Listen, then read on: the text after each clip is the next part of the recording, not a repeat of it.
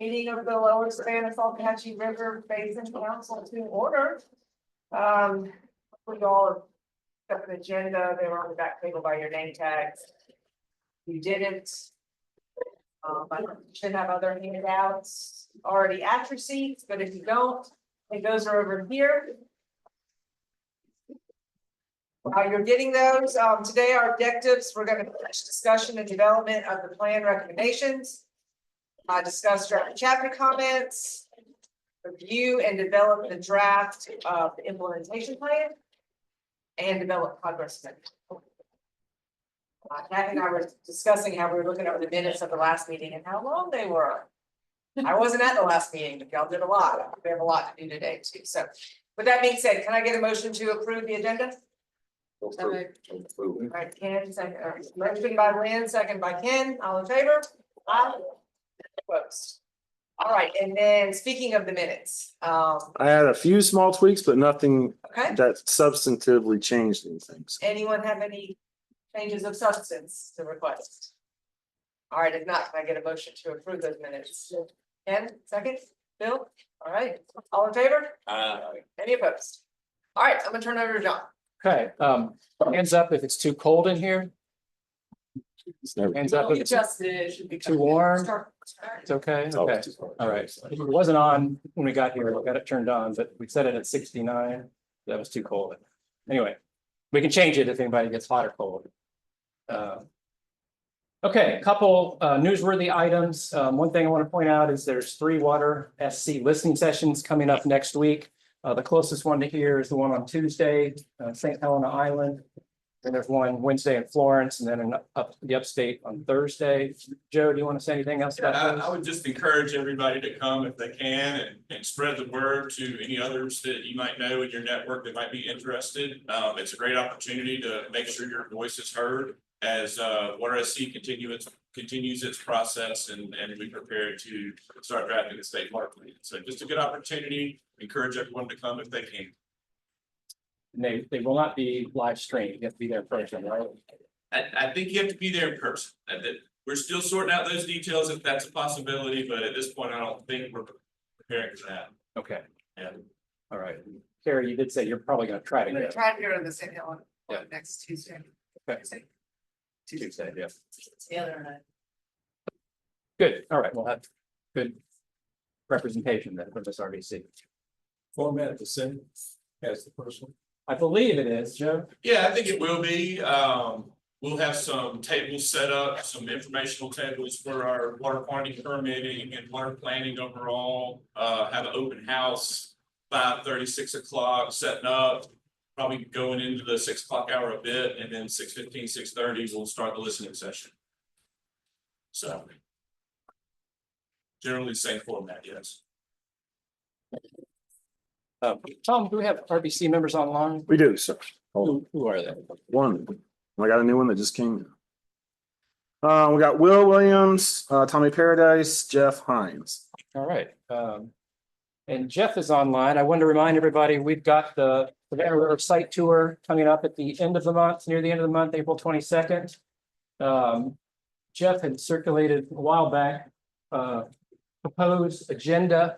And Bill, you had some comments back to Jeff about the agenda of some other things that might be nice to see. I don't know if Jeff responded to you, or Jeff, if you had looked at that, if there's any way we could fit in some more items, or if you had any thoughts about that.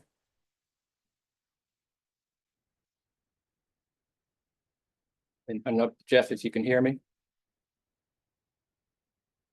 Oh, he dropped off. Sorry. He was here. Okay, we'll come back to Jeff on that. He said that. Okay. Can we have that agenda sent back out again? Because I lost that agenda somewhere along the line. Yes, I will send it out, and I will send out directions as well. I was looking for them yesterday and I couldn't find them from the first time we tried to do this. I'll make sure I send out the agenda. Is anybody not registered that still would like to go? You have to go onto a website and provide your social security number so they can do a background check. You have a list of those that signed up, make sure that the process.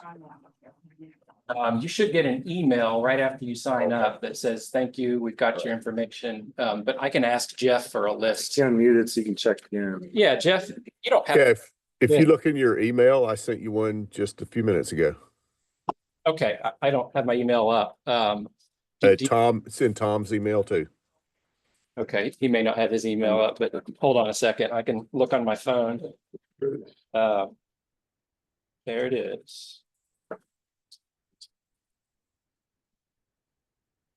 So that's the agenda you sent, correct? Is that what you're saying, Jeff? Yeah, the agenda, and if you scroll down, you'll see a list of the people that Bob Oh. Bennett has in his. Yep. Is attending. Got Tanya, Bona Tibus, we got Taylor, Leslie, Pete, Courtney, Lynn, Kathy, John Carmen, Sam, Quinny, Sarah O'Connor, Bill, and Ken. Anybody else? That's good. All right. Oh, we got the email. All right. Jeff, can you send us back out? There's a map at one point I remember getting that shows where to meet. Sure, I'll send that back out. And then is there anything else other than everybody needs to make sure they bring a real ID or some other acceptable form, which are shown up on the screen of identification that people need to know? Yeah, I'll send, I have a one pager that says tells you what the acceptable forms of identification are. So I'll send that along with the map. Are there any clothing or PPE requirements? I'm not assuming there is any, but No, not for where we're gonna go and what we're gonna do. Okay. And as far as the agenda is concerned, I mean, we can adjust the agenda. I mean, it's pretty tight as it is. So I think if we want to see something else, we probably have to decide not to see something. Bill, what were you were suggesting a couple things that sounded interesting, but I don't know in terms of what we're seeing versus the other things you want to see, what's more important. Way back in your head, okay. At the moment I dumped it. Okay, So I can look, but it is what it is. But Jeff, there is a contraband list. I know, we probably ought to know that. Yeah, I'll send out, I have a package that I send out to people that are coming on site that includes all of that information. So I'll send that out here in just a moment. Even parking in the parking lot matters. See your pocket knife. So it's, they run dogs to the parking lot, they let that find them. okay. All right, and 9:30 is the time that we're meeting. We need everybody to be there no later than 9:30. Is that a fair statement, Jeff?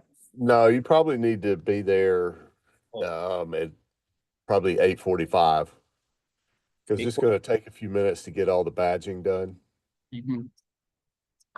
Okay, So that way we'll be able to, I guess he's showing 9:30 to 10 though for badging. So maybe that is okay then. okay. Yeah, Well, and it looks like he's got that. I mean, if you're there 15 minutes earlier, that would probably be a good thing. all right. Well, we'll encourage 9:15, no later than 9:30. Yeah. Okay, any questions about that at the end of the month? If you're interested, the day prior, on Monday night is the Upper Savannah's public meeting. That is going to be in Anderson, bit of a ways from here, but that will likely not be live streamed, so you have to be there in person if you're interested. I can also just send out the presentation slides if you'd like to see them, if you can't attend the meeting. But just wanted to mention that'll be the day prior, April 21st. Any other newsworthy items from the RBC before I move on? John sent a couple things last night. I don't know if you saw those. I did, I yeah. didn't get a chance. John mentioned a couple things. John, do you want to offer them up? They don't involve South Carolina directly, but adjoining states. They do, so thank you. There was a federal judge's decision in Georgia the day before yesterday. And it settled a lawsuit and controversy on water related to Atlanta's municipal water system. And the state of Alabama had sued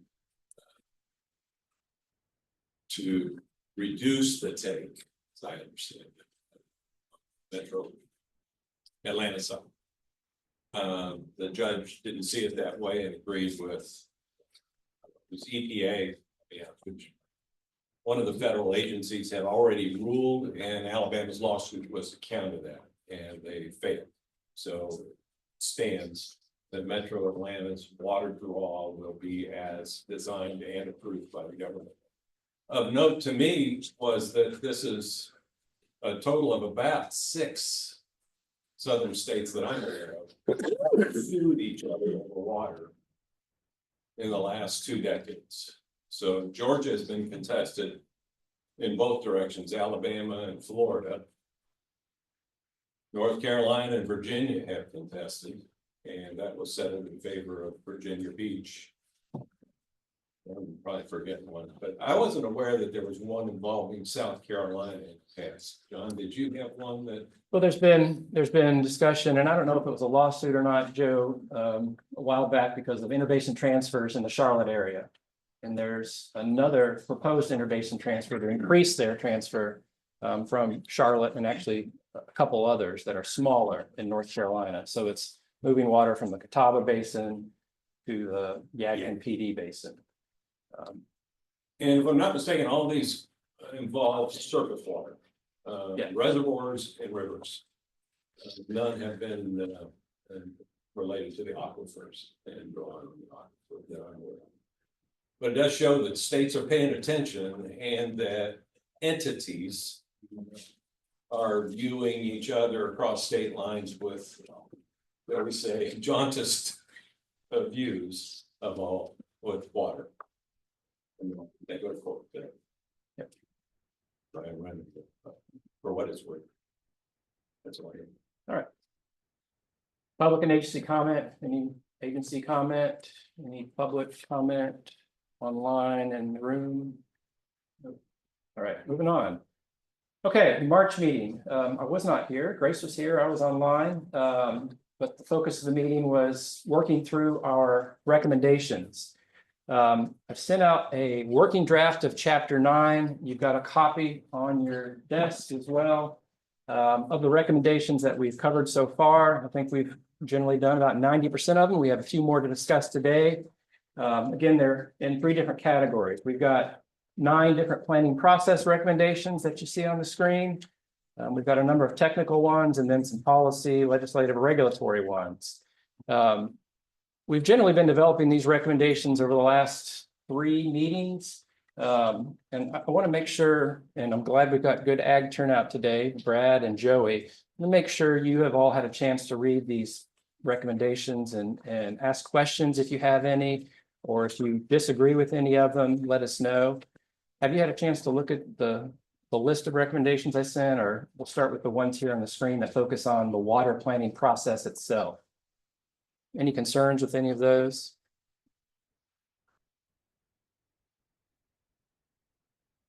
Probably anything written there. Say that again. I don't have a problem with anything written there. Okay.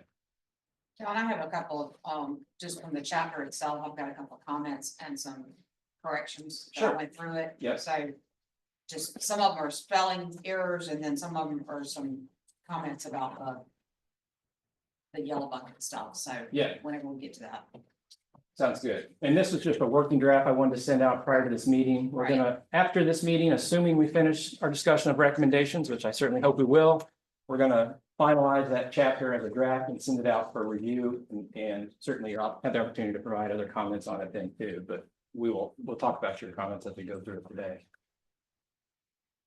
We've got a handful, about 11 technical and program recommendations. I'm gonna ask Brad and Joey, y'all have any comments or questions about any of these, or if you have any concerns about any of them, I'd like to talk about them now.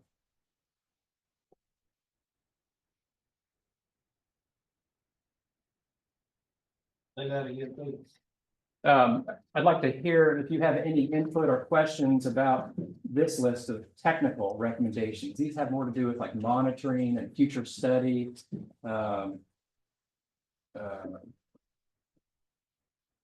Basically those categories. Are you comfortable with these recommendations? I think we're comfortable with these recommendations. Where our concern would be is, South Carolina is functional now. You know, everyone has water now. And if we are planning for however many million more people to move to South Carolina, at what point is the ratio gonna get out of balance? Right now, there is, we can all manage this relationship between urban and rural. If you just split it between that. And so I think we need to, as a group, consider what we want South Carolina to look like. Because how we write this and where we allocate this water, whether we restrict it to one industry or put it in another industry, we may offset the balance of why people want to come to this state and why we love the state like it is. Do we want to keep South Carolina looking like it is? And I think that we need to be very careful with how we steer this, because water ultimately will be the limiting factor that could control urban sprawl. At some point, when it's no longer economically feasible to farm, we will sell our land to developers. That is a reality. It's not what we want to do. But the land will go to the highest and best use. I mean, it's just how things work. If we can keep ag economically feasible, ag can offset some urban growth. We can have some wild areas, we can have woods. Because it's hard to expect public funds to support all of these wild areas, or like open land trust. We do a lot with open land trust, but there's only so many funds, and you need some money-making entities that it's in their best interest to keep things wild and open. And for that to happen, we have to have water. And one thing to always remember about ag, water costs ag money to use it. And so no farmers want to pump any more than they have to. Joey and I were talking about it. We equate it to like paying taxes. Nobody in this room says, man, I hope I can go pay a lot of taxes next year. It's the same thing on the farm with water. We do not desire to pump water. We would prefer just to get showers only when we need them and never spend the money pumping and building the infrastructure. In our world, typically we lose more money from too much water. That's the reality we live in. And so we really don't want to irrigate. It's not an efficient way to grow crops. We would prefer not to have to irrigate, or we want to irrigate as little as possible. And my concerns were not with the specifics. My concern was more just like the global trajectory of how we're shaping this, and just to make sure that we're keeping South Carolina. Right now, South Carolina is very functional. I think it's beautiful, and obviously other people want to come here. And so I would hope that we could be smart about it and steer this ship so that it stays like it is. And that's really my whole 2 cents. Can I make a couple comments? Yeah. So we're not a political body. We're an advisory working board. We have no power other than comments and stuff, because we're not really an official entity in any capacity. So to me, the whole report is chapter 5. Chapter 5 talks about quality. It talks about 70-year projections, and it talks about is there enough water. So that, we can't steer the state whether people come. I'm a wildlife guy. I'm one of them today, and I love it. But we can determine in chapter 5 in our basin if there's enough water to meet projection demands through 70 years. Right. And we only have the groundwater model, so we're guessing. a lot, right? So that, to me, everybody needs to focus is that's. All these other things are great, but chapter 5 is what our original mission was, the quantity. Is there enough quantity to provide that? And I think we need to debate that, talk about it, and if not, then we need to, you know, talk about alternatives. Right, I mean, because at some point, there's gonna be lawsuits, like you were just speaking about, between, it's gonna come interstate. And it's gonna be between ag and the municipalities. And ag will lose. Ag will lose, No, it's because of taxes, right? right, it's because of Yeah, I taxes, pay no taxes on my ag pretty much, and right, every resident you build pays a lot of taxes, so. right, and so it's a reality that we will disagree. We voted when our official entity. Have a lot of power. We can make recommendations that make sense and hopefully it's put into place. Well, let me just also say one other thing. I mean, I came from California, California Water Commission. Yeah. Ag is not dead there. Ag doesn't pay anything for water, right, respectively. And ag owns, a third of the state. And it's not going out of business. It's a very important part of the economy, and the ag lobbying group, I assume in South Carolina, is very powerful. And needs to, make sure that, you guys are covered, right? I agree with Brad, though. I saw it in Florida, the orange trees are going to. And so I was a kid, as far as you can see, now it's all houses. So at some point they shift, so we're more aligned to South Carolina than Florida than North Carolina. I would suspect that that wasn't a water issue as much as it was a development. Which is what he's talking. No, but there's difference. If there's adequate water, which I think our conclusion is going to be there is in South Carolina, unless we have a severe 10-year drought or some crazy thing. Then it's a political decision, not a water decision. It's a development decision, not a water decision. But I think what his point is, what I hear, tell me if I'm wrong. What I hear him saying is, if we allocate water where ag is protected, the development missions may not be the same as if it's not. But no, it's not a water issue, Bill. It's not, it's gonna be an elected official. Are we gonna develop this tract here? Regardless of water and sewer capacity? That's the question. That's nothing to do with what we're doing. Or if you were to say, we're going to, it's important to us that we have rural land. And we're gonna make sure that ag has whatever water is needed to grow crops, so we can have local food. And then if a developer wants to come in and 70 years, because we don't know what water we're gonna have in 70 years. I mean, that's the reality. We're all just guessing. If in 70 years from now, if there's not enough water to support a development, they may not get allocated. We're just gonna have to decide what we're going to prioritize. So we're gonna get to policy recommendations. Finish our discussion on several policy recommendations. Okay. What you're talking about now, in my mind, is more of a policy recommendation. If you want to make a recommendation that directs the state's policy towards development, that's great. You can work on one that we can all come to consensus on. And that policy could be, It's not, so it's, for us, Foreman, we're in a relationship with the land. All right, and we've got to wrap our minds around having a relationship between all these industries, you got to include recreation. And we've got to work out a relationship that is sustainable.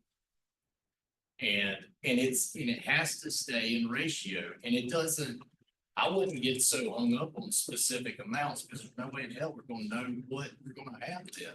But we do know that we have to be in ratio, and what type of ratio do we want of urban to rural? Do we want South Carolina to look like it looks now, or do we want, a little more Mount Pleasant? I mean, it's. Not we have a place for concerns or topics of interest that don't go to recommendations. we do, like chapter 3, it talks about water resources. It There's a section does. there that highlights concerns that we talked about at the very beginning of the process. It just seems to me that that might be an option for the property. It certainly is, yeah. Part of that discussion was captured in there, and I don't recall if it was captured in chapter 3 or not, but I think what Brad is suggesting, in my mind, is something, if you want it to really be meaningful, shouldn't just be tucked away in chapter 3, this here is one of our concerns, it should be a recommendation. Like, we want to see, we talked about it as a group of representatives from all water use sectors, and we would like to see the state move forward with a policy. Maybe it's backed by legislation that allows for equal water use, or type of water use that recognizes the importance of agriculture and other industries, the ability to grow and maintain existing industries like ag. Right, and it's not just ag, it's,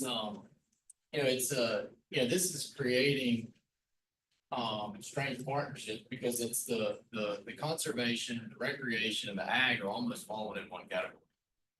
Well, it'd be like a land use impact on water. Changes. We might be able, a couple of years ago, our state senator from Beaufort County, Tom Davis, got legislation passed. It's called the County Green Space Sales and Use Tax. And what they wove into that, things about like water protection. So it may be in your policy recommendations, we have stuff in there about asking the legislature to do X with grants. Maybe we could weave into that, something related to that sales and use tax for the green space. That particular piece of legislation, like some kind of like, instead of maybe that just being on the locals, but something that boosts that fund. So that it's like matched by the state itself to actually get the funds where they are, because right now it only exists if each county goes around, passes it, and then whatever money they can put into it. But so Beaufort County was the first to do it. They did it and they bought like a couple tracks with it, because it only ran for so long, it only raised so much money. But I think ultimately, like what Brad's talking about is, if we want it preserved, you gotta buy it, you gotta own it. And there has to be a fund there that's able to do that. Right, and so if we can, in our river basin council world, we can, I think it's already there to try to weave water into that. Water resource protection as a. Yeah. This is why we want you to look to match it, state of South Carolina or whatever. Courtney, were you gonna?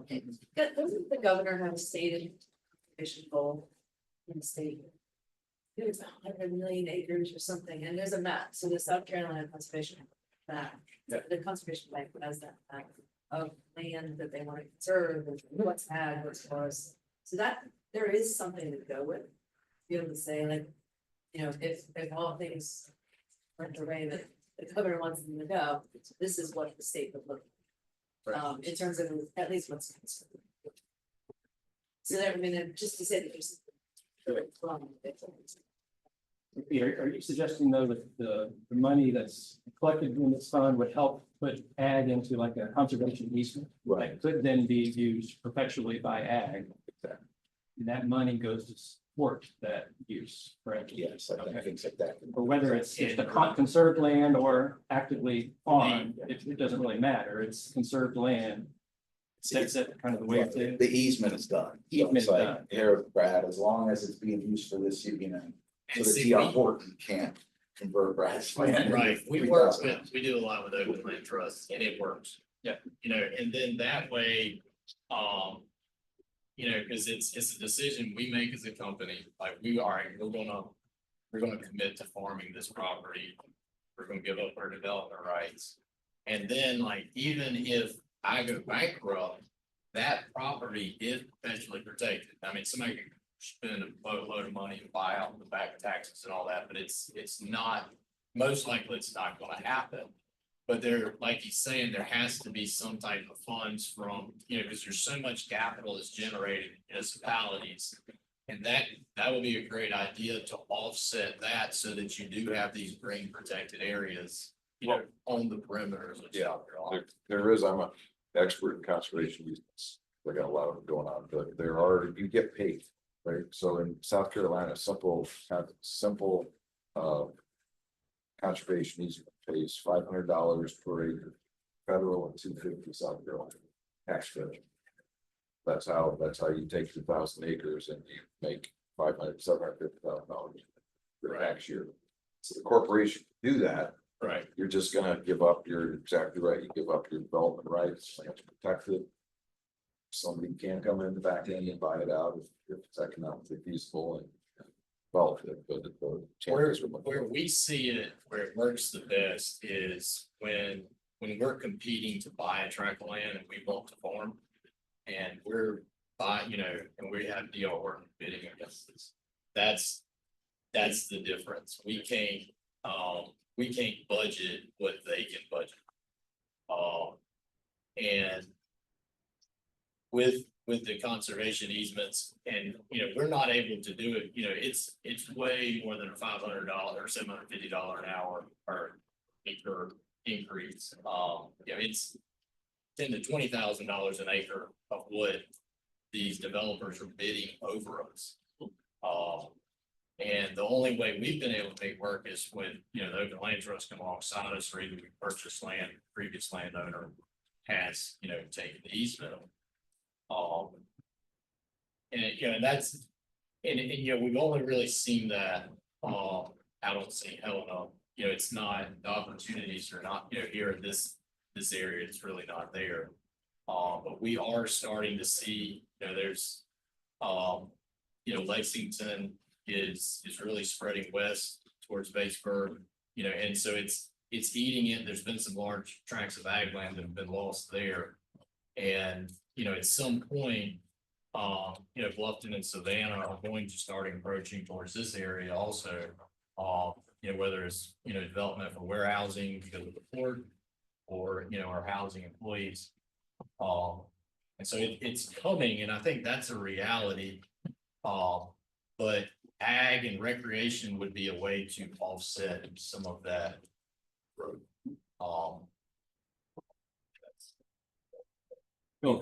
We got to talk, and it indirectly affects one.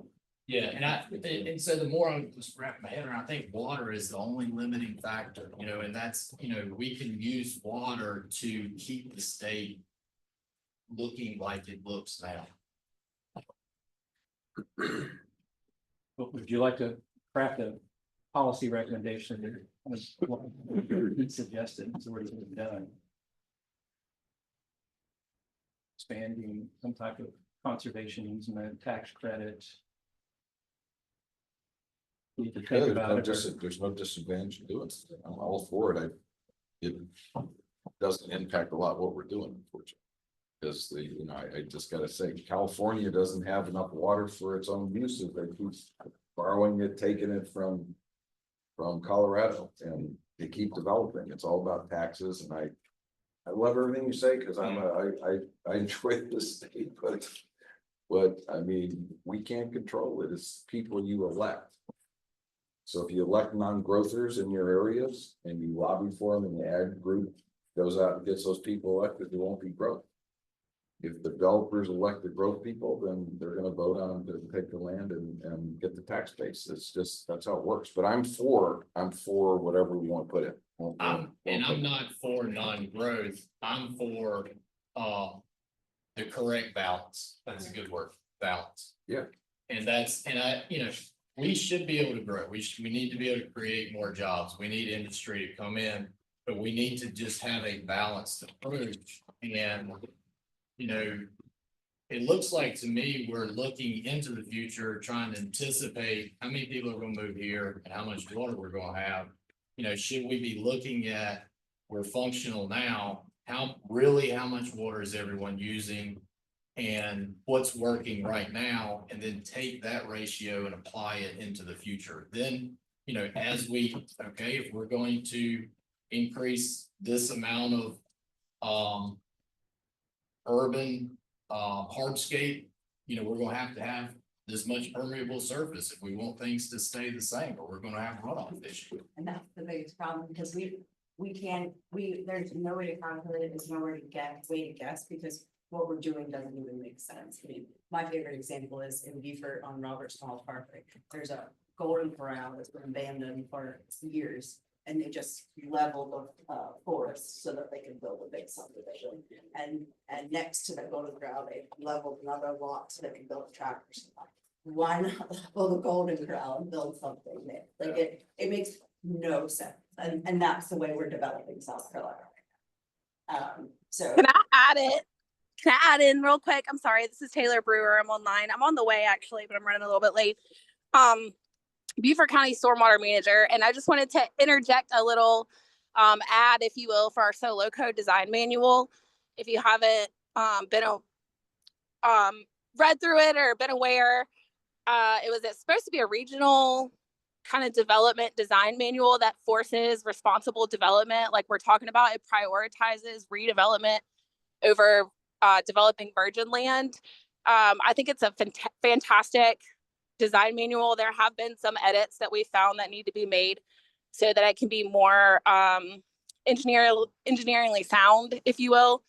But the original stakeholders included Hardeeville and Jasper County and all of the municipalities within Beaufort County. And as a stormwater manager, I like to say water knows no bounds. So it would be very helpful if we could implement something like that regionally. So if you don't know anything about it, feel free to pester me, ask me questions, because I'm trying to revive the connections with our neighboring counties, especially, and kind of push in this regional design manual. And if everyone used it, I think that you would see less of that, where you have a possible redevelopment site and then across the street, they're building on virgin land. It kind of restricts engineers to what they can and can't do. So if anybody has any questions, let me know. But I just wanted to, it seemed like a good opportunity for me to throw out a little pitch there. So. Great, thank you, Taylor. Okay. I'm going to go back to my question about, do you want to craft a policy type of statement around conservation easements? Yeah, I wrote something here when the time comes, we can throw out there. Short answer, What- Yes. Yeah, let's just do it now. Okay.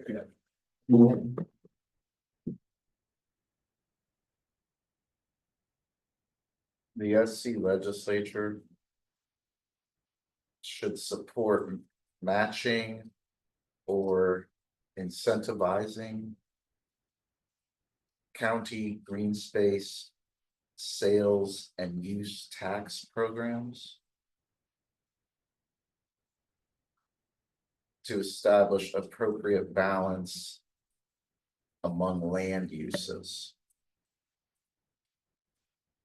Parentheses, ag, residential, industrial, recreation. Yeah.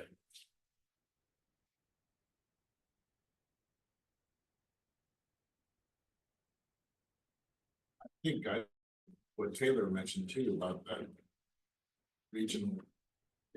Stormwater design manual. Yes, I think that. As a BFP. Yeah. Yeah, got it, principle. Yeah. I think they go together, they work together.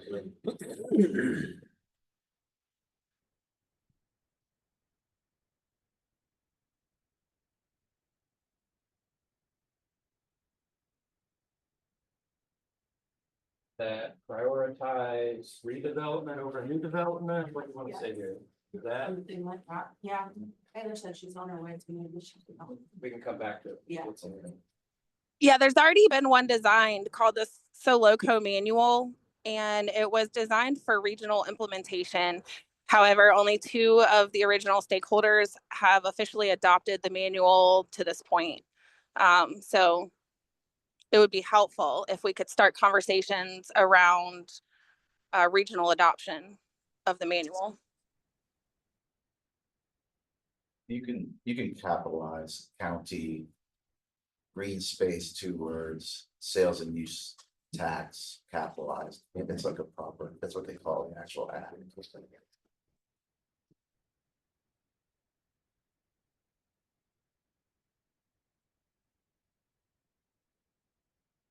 Does it reference the governor's conservation?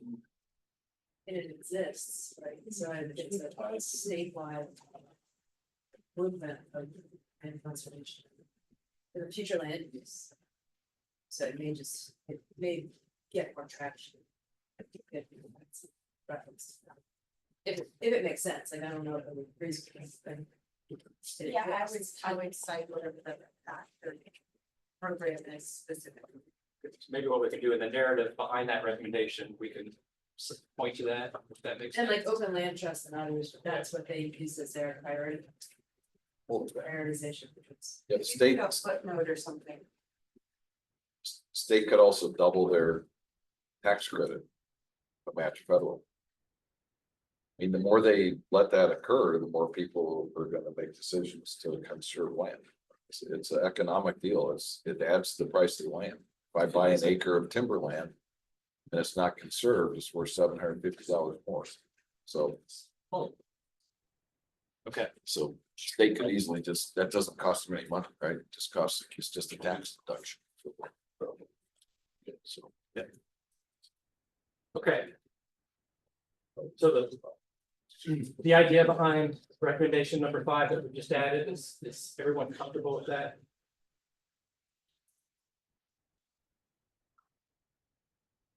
We can work on the narrative language to bolster it. But as far as that first sentence, that would generally be the recommendation. And the only thing would be like appropriate, that's not well defined or better. Do we want it better defined? You know, John, it needs to say water, to Yeah, balance among water resource protection. Related to or among land uses. Yeah, you gotta somehow get water. Yeah, balance water uses. Something. I would hate to say water uses among land uses. Future. And water and then there you go. Okay. Okay, well, I think there's a better way to capture that, but I understand your point, needs to be tied up. Move on and come back to those things. Okay, when Taylor gets in, we'll revisit this one. Okay, otherwise, Joey and Brad, we had developed 4 policy recommendations. I want to make sure you're comfortable with them. Some of them are fairly general. Most of them, if not all of them, have been adopted by one or more other RBCs. That's kind of why they fell into our lap as well. We thought about them, considered, and said, yeah, we think they should go. The first one, there's just recognition that the existing regulation laws could be improved to be effective and enforceable. That one generally touches on the idea that when the Surface Water Act came into play, it grandfathered 99% of the users. There's only been 7 or so surface water permits done in the last 10, 15 years. I think there's 8 now, but yeah. 8 now, right? So the vast majority of them have been grandfathered. They don't have to abide by million string flows. There's the biggest, I think, difference between a grandfathered user and a current user. So the recognition was like, well, we're not sure what the solution is, but we think that the law as written, because so many users are grandfathered, there's not much there to enforce. So therefore, it's not really effective. But the RBCs have not really come up with specific recommendations how to fix that necessarily, or reach consensus on those recommendations how to fix it. So it's more acknowledgement of this could be improved. We need to think about it more and work on it more. So that was the genesis of that first one. Yeah, I asked you that before we started this morning about the pond. It didn't originate. All the water that fills that pond originates on our land. Right. That would have to be permanent, and you said you didn't think so right now. Is that something you're looking at that would be permanent in the future? I don't think the intent of that recommendation was to change how DES considers permitting or registrations on isolated pond systems. It was more of a bigger picture kind of recommendation. It wasn't focused on your example there. I don't think the intent of the RBC was to require people with ponds that aren't part of a connected water body to have to apply for a registration or permit. That doesn't seem to be an issue that people. Into a. Or. It's dumped into Coosahatchee, so I'm actually cutting off. When we built that pond in the late 70s, it actually stopped that flow. To Coosahatchee, yeah. But it wasn't it's not the Coosahatchee, but that one fed into Coosahatchee on down. couple miles down the The stream. way I understand it, what the way DES is looking at it now, like if we collect rainwater on our farm and we store that rainwater, that's unregulated. It's okay for us to, keep pumping that same water. It's, I think what y'all are touching on there is when we actually have a direct intake coming out of a stream. Is that what number one is more addressing? Generally, yeah, Generally. it's more of a big picture policy recommendation. Again, it wasn't focused on specifics, Right. examples you're talking about, but it was for surface water For withdrawal. surface water withdrawals on a river or stream. And the difficulty in crafting something to blanket ag regulation would be because of the difference in streams from, and especially within our river basin and also within the state, it's also so drastically different how these different farms operate. It really needs to be looked at as, on an individual basis, how to address, if there is a problem with too much withdrawal, how that would be addressed. It's, every situation is very different. And I would encourage it to be written so that it's not broad statements, it's more specific to the situation. And it all goes back to, a relationship, is something out of balance. And you could start irrigating in April or May. And all of the flows are fine, you're not affecting the flow. If we don't get rain, then by June, July, you could be using half of that or 3/4 of that flow. How do you control that?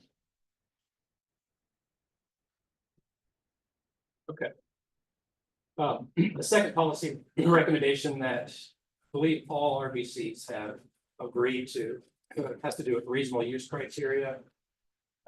This was meant to kind of eliminate what you might call a loophole in the regulation that's occurred in Yedistow and parts of the PD where there's been permits or to be registrations given for folks that just want to basically protect a river from further uses. So all the RBCs agreed that was kind of an unintended consequence of the regulation when it's written, and it needs to be fixed. Are you all comfortable with that one? Okay.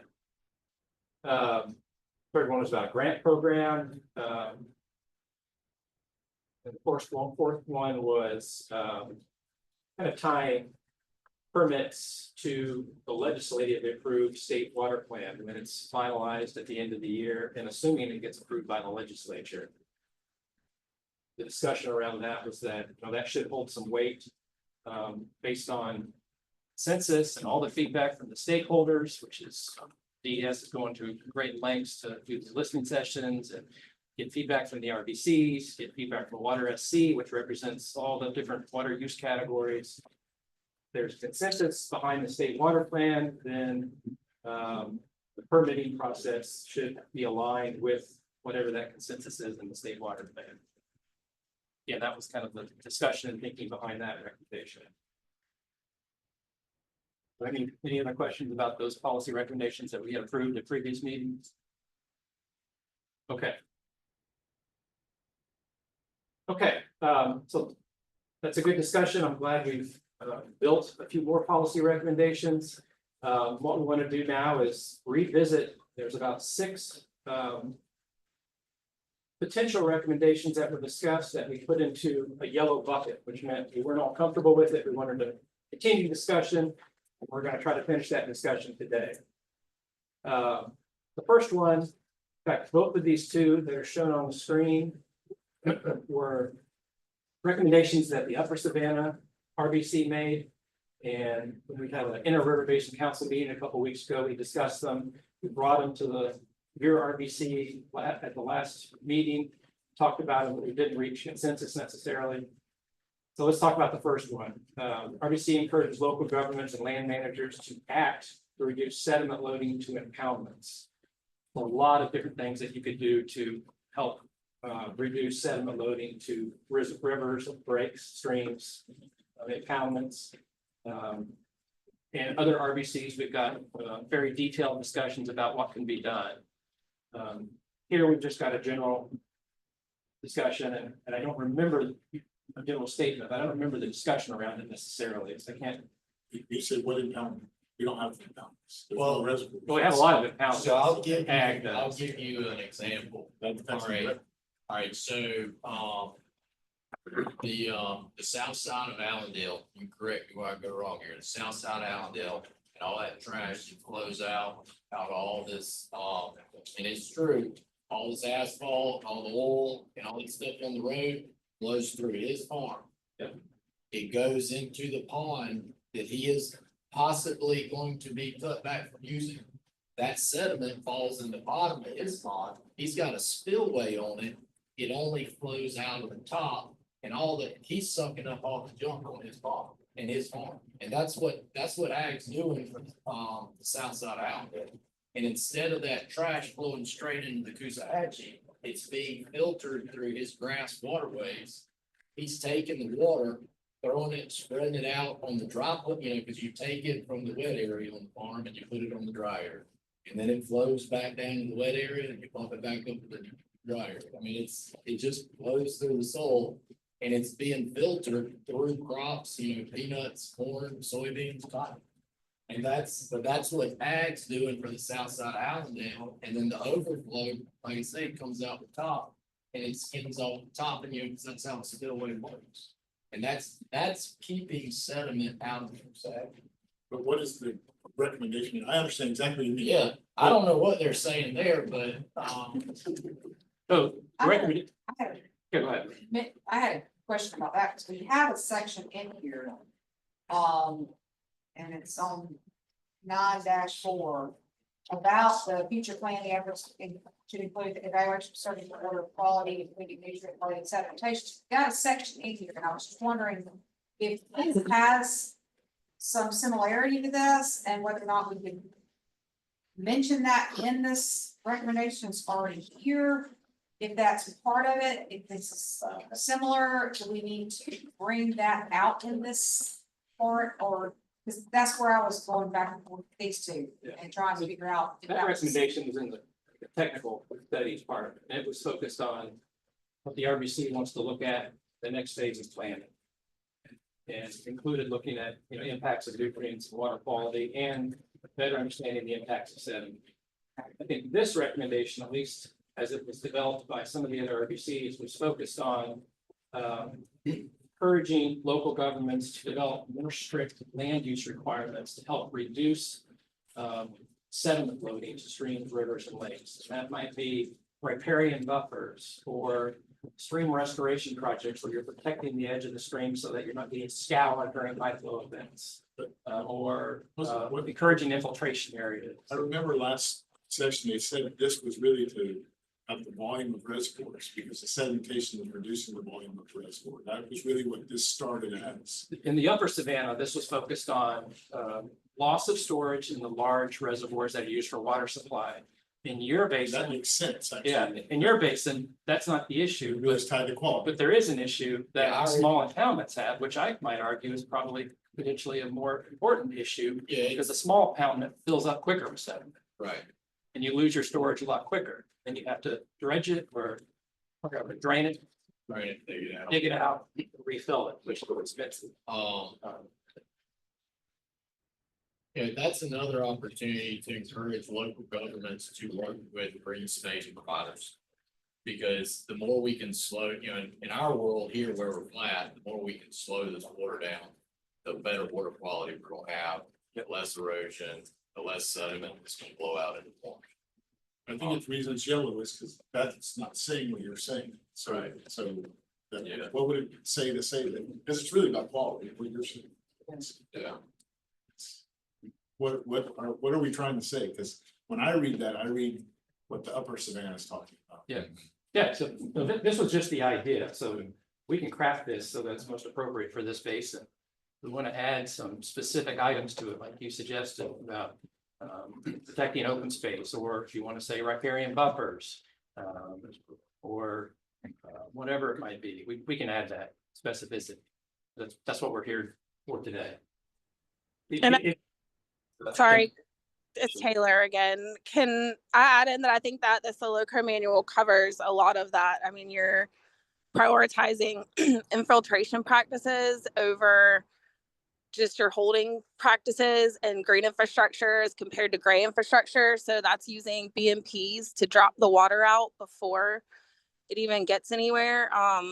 So in Beaufort County, we require the 1.95 retention requirement. So you have to hold a 1.95 inches of any storm on lot. Like you cannot let that water go without being treated, which I think is phenomenal because it does eventually return, but through the water cycle and not, you're controlling the quantity and the quality, which in Beaufort County is big because you have to look at fresh water is almost a pollutant sometimes because if you let too much fresh water out into the water stream ecosystem, it wreaks havoc. So all of that, yes. What if we change the word act to coordinate? And then we have the local governments and land managers coordinating to reduce sediment loading and just take out impoundments. And then we're, then, say Bluffton wants to build some big development and they get in touch with Nimmer Sod on the other side of them. They say, hey, we're gonna have this runoff. Can we flow this through? Could you use this water, our runoff, to irrigate your sod? I'm just hypothetically, but that would be, and then we're addressing it in relationship with each other, because then the development isn't a problem because we're accounting for it, we're keeping the water and it's filtering through the grass. Yeah, I mean, so you brought in kind of components of like a one water approach where you're capturing stormwater and using it beneficially. Yeah, that's really what we want. I mean, we're not anti-growth. We just want things to stay in relationships. We need to make sure we have these open channels of communication to address these issues as they come up. Yeah. I don't think we could change anything that would negatively affect the impoundment. For example, because this still applies by taking impoundments out, it's still applicable. Yeah, I mean, it's any waterway, basically. Yeah, we don't want sediment loading anywhere. Right. And we don't want it because we want to keep our nutrients on the farm. They're really expensive. And so, it's not, it's never our advantage for that to happen. Okay. Everybody comfortable with the general idea? We haven't put a lot of specifics behind this. That's where the devil meets the detail.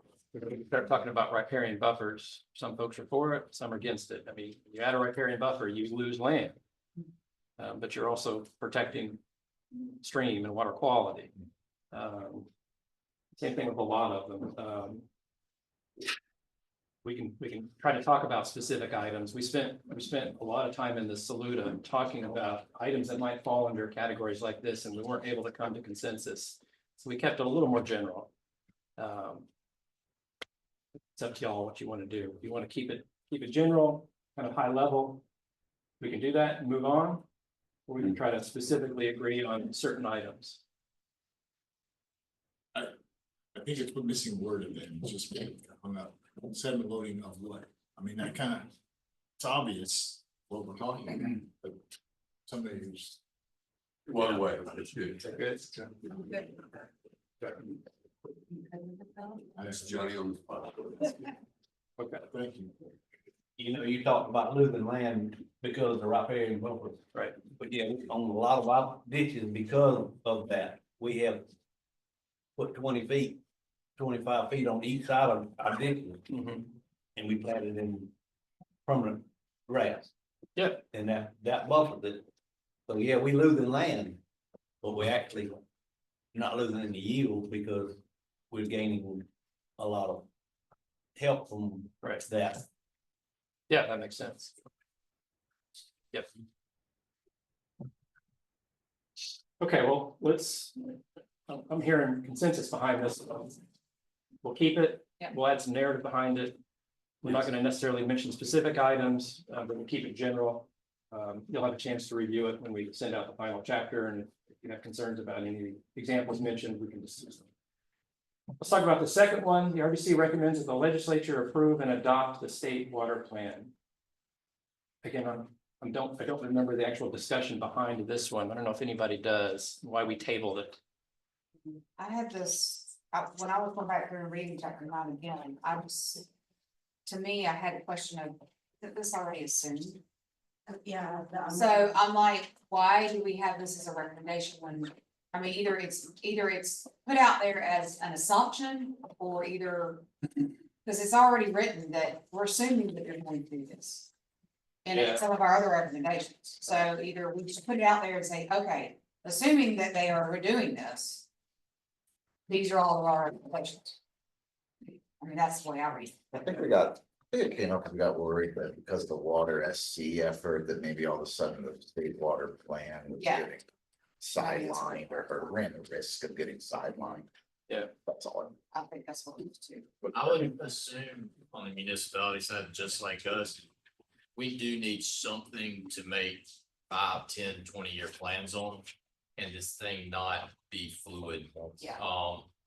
That would be. I don't know if that's what we're getting or trying to achieve by this, but we do need some direction, so that we can, know how to build and where to invest, so the rules don't change. That exact point is why some of us have been pushing we want something said about groundwater capacity and things like that, because so that it's not chuck something into a room and see what SC says back to us about what we can and can't have. Yeah. Have some kind of predictability of what. Right. What's the thought, maybe that we're hoping that it would be made into some sort of like law instead of just the state water plan? That was part of it. The 2004 plan was never approved by the legislature. So I don't know that we can assume that this one will be. I think everybody would like it to be. So what's the point of it? If the legislature says, thanks, it's on the shelf, but, we don't need to abide by any recommendations in it. If they approve it, to me, that suggests that they like what's in it, and the recommendations that might suggest additional legislation should be considered by the legislature. But I think that was the thinking behind it. I think we ought to keep it. It doesn't. Not good. Yeah, don't hurt to have it. Yeah, And I think maybe put this state water plan instead of the state water, just to clarify that. So that recommendation, if I remember correctly, preceded the water SC conversation. And that it was, to your point, like it was never approved or adopted, so there was a statement on it should be. Yeah. But now with the water SC state water plan, I mean, are these? I don't know if you know yet, but are they complementary or is it? yeah, I don't think it's, Joe, correct me if I'm wrong, I don't think it's necessary, you can't characterize it as water SC state water plan. It's PES preparing the state water plan. Water SC is providing input, just as the RBCs are providing input.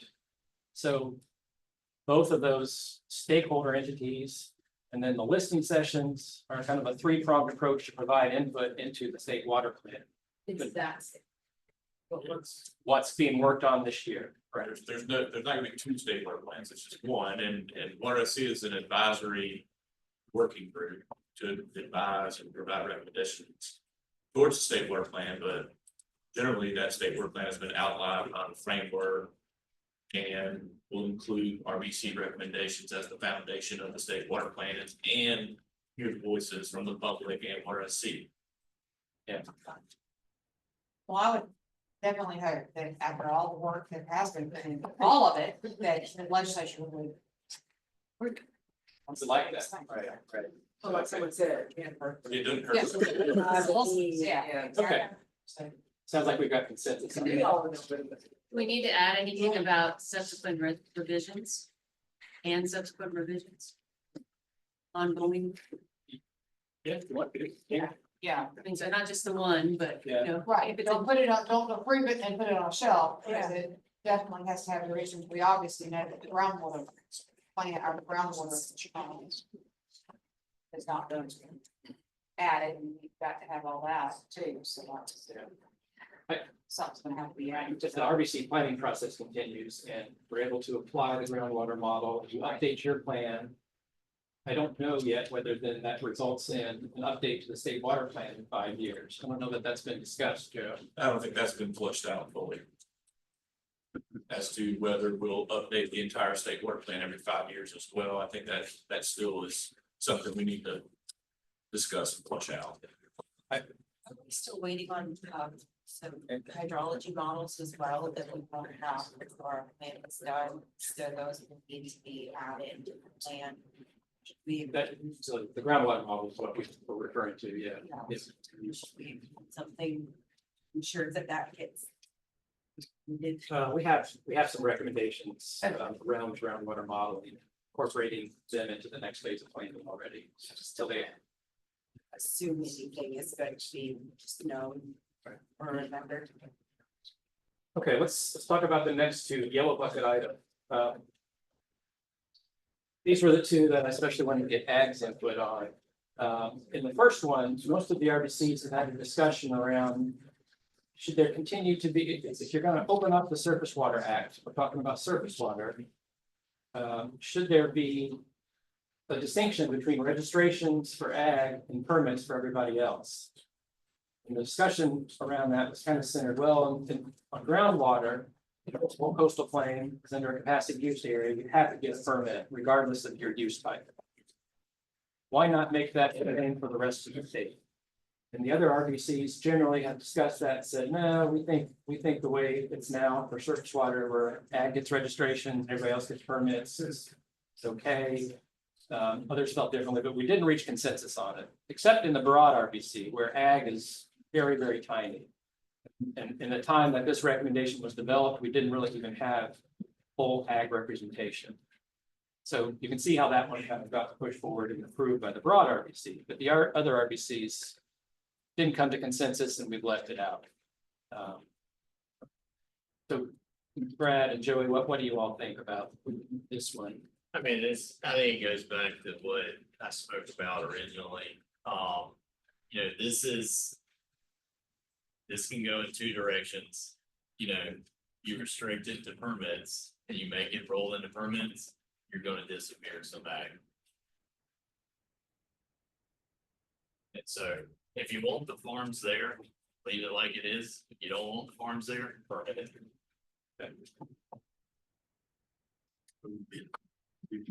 Yeah, I mean, I know it doesn't sound nice, but I mean, it is, I mean, and I don't think most of us know enough about this to have this could be a 3-day discussion, right? So. There's not a lot of difference between the permits and registrations. I'm not going to put you on the spot, Joe, but I mean, Joe could highlight. In fact, well, I don't think I included it in the actual chapter 9 that we send out. There's going to be a table at the end that talks about the difference. But Joe, do you want to touch on just the main differences between a permit and a registration? Yeah, I mean, I think it's kind of twofold for the surface water law, especially the fact that there's so many existing users that weren't required to do reasonable use criteria or have to subject to the minimum in-stream flow. And so to me, they're kind of akin to registrations.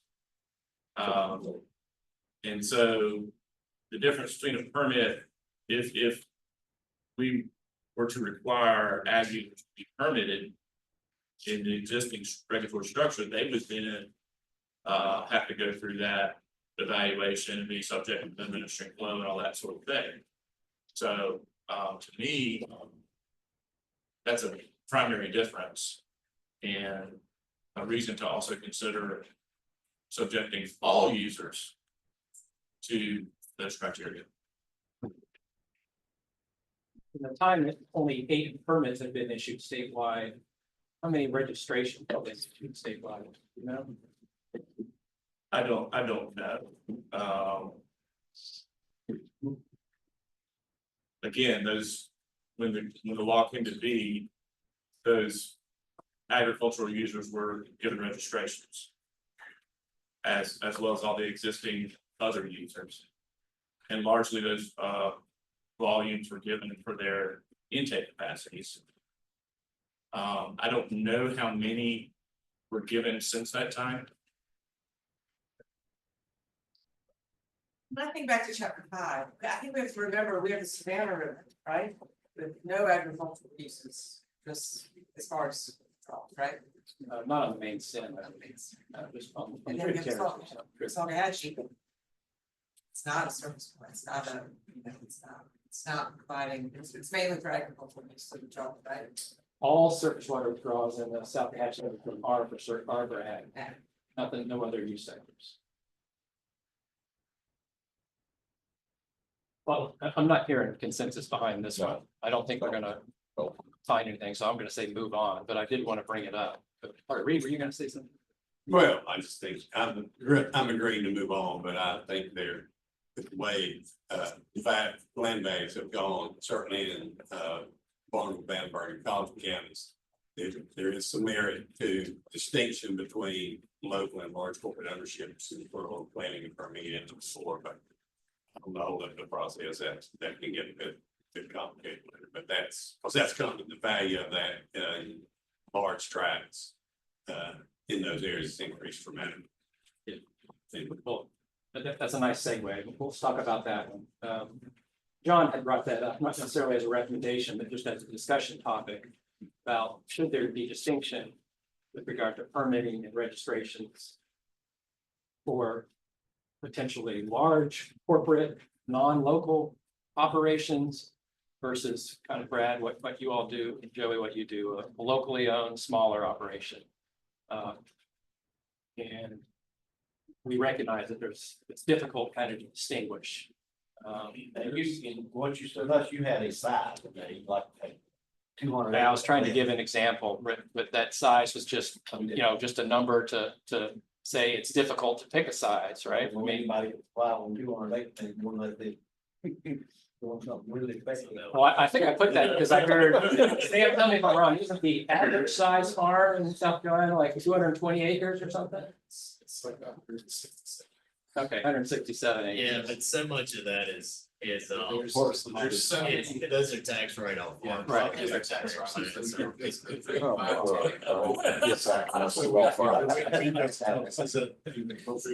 Yeah, and I think that's. You know, my family's been here forever, his family's been here forever, but I think it is hard to distinguish between. Like corporate ownership and like family farms, you know, so like none of my kids want a farm. And I hire a farm manager as now a corporate farm because we have different last names. Right. Yeah, I don't know what that would look like 20 years from now. Yeah. It is very hard to get people who want to work in ag right now. That's a situation that we're all fighting. And because of that, the size of farms are getting larger because where most of our farmers are aging out. And one thing I will say, you know, as the farm grows, a farm can actually hire someone who can do paperwork and do conservation and do these types of things. All of this regulation actually negatively impacts smaller farms greater than corporate farms. You know, when you're a one-man operation and you're trying to do all the work in the field, then you got to go back home and do 2 or 3 hours of paperwork or run down to the FSA office. It makes it nearly impossible, because we see it on the food safety side. You can't afford to do all the regulatory work and still operate. And that's one thing that everyone should consider. The more regulation you impose on ag, it's going to benefit the larger corporate farms, because they can spread that cost of regulation over a lot more acres. Now you drop that on a 200-acre guy, he's in trouble. You know, he doesn't have half a day to go spend here, because if he's not working, he's not making money. And we see it because there's ag's going through getting hit from a lot of different areas on regulation now. It's just new to everyone, and it's pinching off the smaller farms with this regulation. I think part of the issue with this is we're trying to distinguish it so that they can put more regulation on the corporate and less regulation on the smaller. I think that's Where what you gonna the draw point that line? That's the And that's the problem. big thing, we don't know where the line is. I would draw it from, because it frustrates us in ag when the Department of Ag takes everybody's tax money and they give it to a firm that's moving them to compete with us. I would look at, okay, has the farm been here, been a good steward of the land? Have they been here for a certain amount of time? Or is this someone who's moving in from Canada or moving in from another state because they already got run out of Georgia? Utah. Right. Yeah. And so I would distinguish it more like that because it could get, I mean, you could look at like. A legacy farm. Raw is massive. And so you could call them a corporate farm, but they've been here for 100 years and they're a great steward in Lexington County.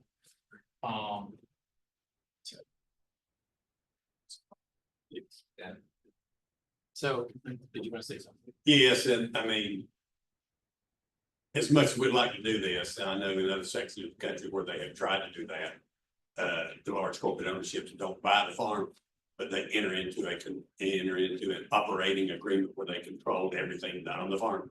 So in some ways, it still qualifies in ownership as a family farm, as a small farm. Yet you've got large corporate entities controlling a dozen in a region, 6 to Iowa or some other place like that.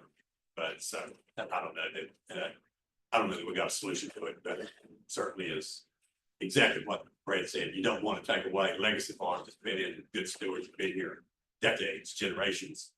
But that out of state entry is probably the I don't know. And starting to venture away from, what we're supposed to be talking about is management of water. Yeah.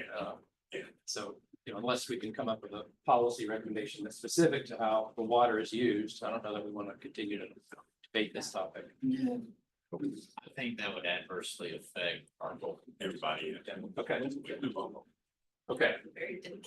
We're gonna move on, and neither of those, we haven't had consensus, but again, I thought it was important to discuss because they've come up at previous meetings.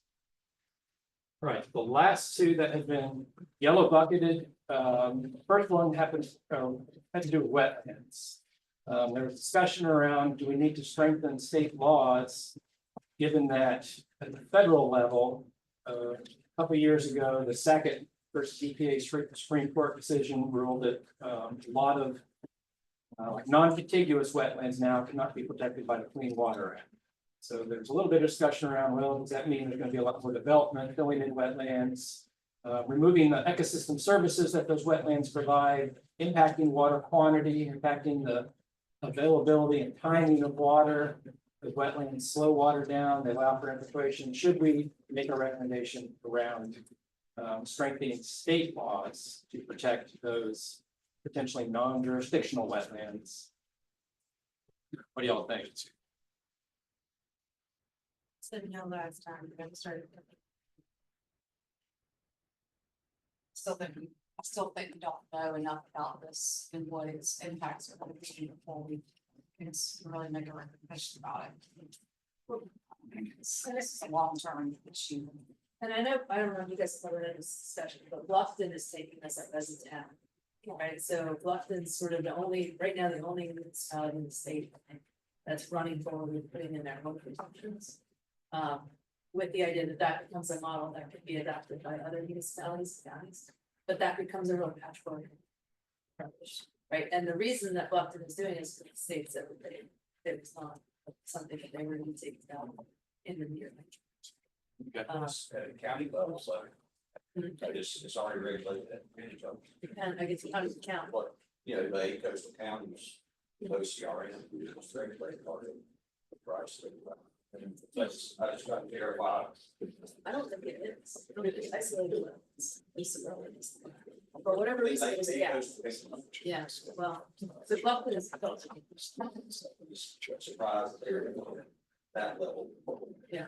The county, that's what they. I see this maybe a coastal issue, not something that our RBC will hone in on. Well, what I'm hearing from you and Sarah and others is that we just don't know enough yet to really make any type of, reasonable recommendation around this. That's an entirely different entity, animal within itself, and I get a recommendation. I understand the purpose, I don't know, but that's maybe we should, I just major don't know what it would be, thing. is the problem. I don't know what the recommendation would be, or where it would go in our plan. Or do you just make a comment on it as something to gather additional information on and return to in the future? We could do that. Yeah. We can add it under the implementation plan and say this is something we may want to look into in the future. Recommend. There may be discussions you could have with the SCORE, the Office of Resilience, because I think they may be interested in wetlands ability to mitigate flooding. Hey. So they might be looking at the potential impact of loss of wetlands. 2023 Supreme Court decision is not. Yes. So there's not been Figure for out municipalities and states. Yeah. If we just put in somewhere in the general comments that we recommend something be done on at the state level to protect wetlands, given the, just the rest of it. Or maybe it's a government concern. Yeah, concern. Concern. Yeah, concern of future, future. We can add it to chapter 3 as a concern, proposing it as a recommendation. Everyone's comfortable with that. We can recognize the importance of wetlands for the value that you stated. Yeah, right. And the overturn of exactly decision. Sure. And impacts. It's I mean, gonna that, have on you know, us. because honestly, our state doesn't have any money. Who's gonna enforce it? Who's gonna, if we ask the legislator to do a bunch of enforcement, are they really gonna pass it? Yeah. Okay. All right, we'll add it as a concern. Let's move on to that. Pete, the last one was one that you had brought up. You want to Let's kill it. kill it? It's covered under the first bullet. Okay. Good, I like that. Kill All it. right. Okay. We like to hear your answer. We like the thought going in. Yeah. So that's all of the yellow bucket recommendations that we had. So we've developed, a list of, I'd say, probably 25 to 30 recommendations in those 3 categories. We had a good discussion around the remaining policy recommendations. I appreciate Ag's input on those.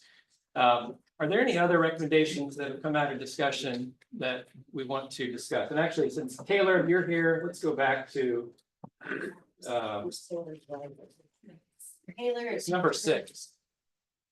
We added a recommendation, encourage towns and counties to develop stormwater design manuals that prioritize redevelopment over new development. Yes, sir. So I would encourage everyone to adopt formally the Soloco manual and making it a regional design manual. It's already made, it's already out there. I can get anybody that wants a copy. What is it called? The Soloco or Southern Low Country Design Manual.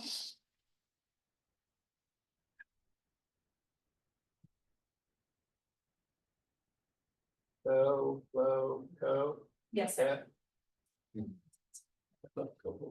So the count, there were like, I think 6 or 7 original stakeholders, including Jasper County, Hardyville.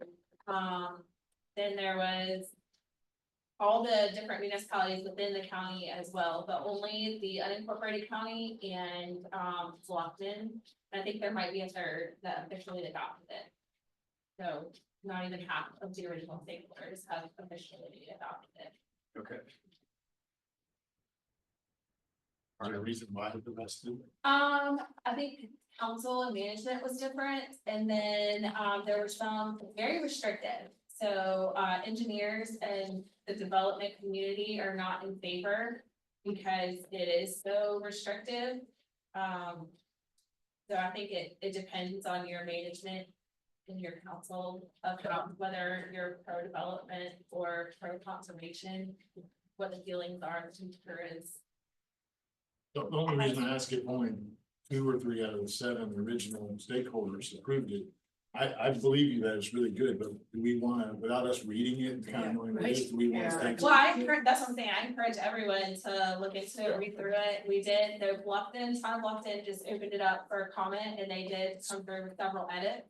And then as a county, we've had conversation about having a third party engineering firm look at it, and we know it's the idea of it is to be restrictive, but we still want it to be comprehensive and cohesive to the engineering community. We don't want to be giving them incorrect direction as far as engineeringly sound things. So one of the big debates is like, the solo manual requires you to change the peak factor from precondition to post condition, from 200 to 400, and that's not normally in engineering. It's hard to find a model that will do that and present it in the way that we want to review the stormwater calculations. So making sure it's feasible, but also restricted. So yes, I encourage everyone to look at it, but even if I encourage a community or a municipality, if they don't agree of 100% with the solo control, I think that there are things that they can, parts of it that they can at least incorporate and adopt that will suit their needs as a county or municipality. What if, in the recommendation, what if we reference the local manual as a potential example that includes some ideas that might be considered by others? We don't say we wholly approve of this design manual and think that everybody should adopt it, but we think there's parts of it that may be beneficial. Does that sound okay? Okay, we'll do that. And it may be that it's not necessarily specifically that it's prioritizing redevelopment, it's that it's managing water. I mean, Yes, it's we're saying, it's I would the say bigger picture. responsible development, that. Yeah, I versus like that responsible development. Because the encouraging Three redevelopment encourages over new development is responsible- one part of it. Right, responsible development prioritizes redevelopment. Yes. Yeah, I think that's just one part of it. I don't think that would be fair to just pull out that one part. Would you say- Personally, just leave it at responsible development. I mean, could you say that it protects water resources? Yes, sir.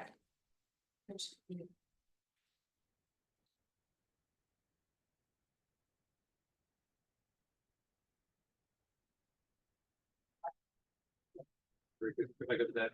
All right. Okay.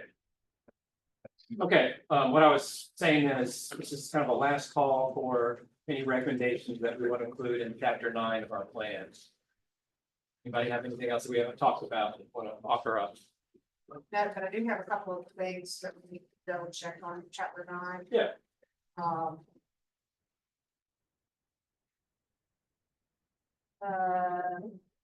Under the technical program recommendations, the first couple of recommendations, Basin is misspelled, so you make sure that's Yep. spelled correctly. And under 9.3 in the first paragraph, the last sentence says the upper Savannah RBC, and I think that's supposed to say the lower Savannah. Yep, RBC. it is. Or you can accept Go that. through that comment, you just need to do control F upper, change all of them. It's more- Okay, There's some uppers that should be in there. I know, and I Reusing the But language. just, Yeah, just I evaluate. just want to make sure that that was the one that I've was seen more supposed to than change. one. So, that's all I have. Okay. All right, let's take a break. It's 11:29. Lunch is here. I think. Lunch is here. Yeah. Pretty sure. Go ahead and do lunch. Yeah, let's just go ahead and do lunch if it's here. Online folks, we'll start up again. Oh, I don't know, maybe 5 till noon, 25 minutes enough? That's usually what we give. Yeah, so you're online, we'll start again at 11:55, thereabouts.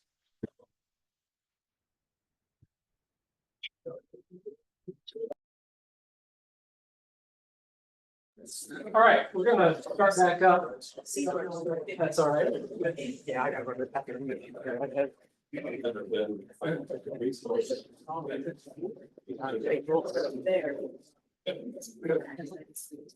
I wanted to talk briefly about the chapters we've submitted for review and chapters that we will be submitting for review, just the chapter review process in general. Just a couple reminders, where you all are charged with developing and implementing this river basin plan, and you have to be following the state water planning framework. So the planning framework talks about, what's required, the content, the details, the organization, and the requirement for each river basin plan. Each one of the plans has that same organization, content. It's up to you all to help us reflect the ideas that you have following that planning framework. Our role as a facilitator and the lead author is to work with you to write a plan that you support and agree and work to implement. So it's very important we get your comments. Okay, I recognize you'll have jobs. Every RBC is different with regard to their ability to provide comments. The Saluda RBC submitted close to 600 comments, about 80% of the RBC, which is great. It's good feedback. We've worked with them over the last several months to incorporate their comments. Other RBCs have provided much fewer comments, but they've given that opportunity and they've been comfortable with the plans. So everyone's different, but I just want to encourage that you need to provide your comments to us so we can capture your ideas, your recommendations. That's a really critical part of the process. We are committed to working to address all the comments. What we want to avoid is when we go to do the test of consensus, probably in about 2 months, where we vote on the plan. We want to have been able to address comments by the time we get to this point. I don't want to be surprised when we say, all right, we're going to vote on the plan and we're going to do it on this 1 to 5 scale, and several people say, nope, 4 or 5, and I don't agree with this plan. That means I won't have done my job to address your comments before we have the draft plan together. We just did this process. Step 1, the test for consensus with the Upper Savannah. There was either full endorsement, so everybody voted a 1, or 6 votes for endorsement with points of contention. And that was similar with all the RBCs generally. So in that regard, the process has worked.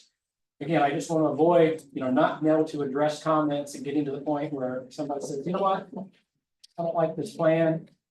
I have major reservations. That means we won't have been able to really address your comments, and I want to avoid that. After we've done the draft plan and we release it to the public, then you do another vote where you either support the plan or you don't support the plan. So it's not a 1 to 5 scale. It's just I agree with it or I disagree with it.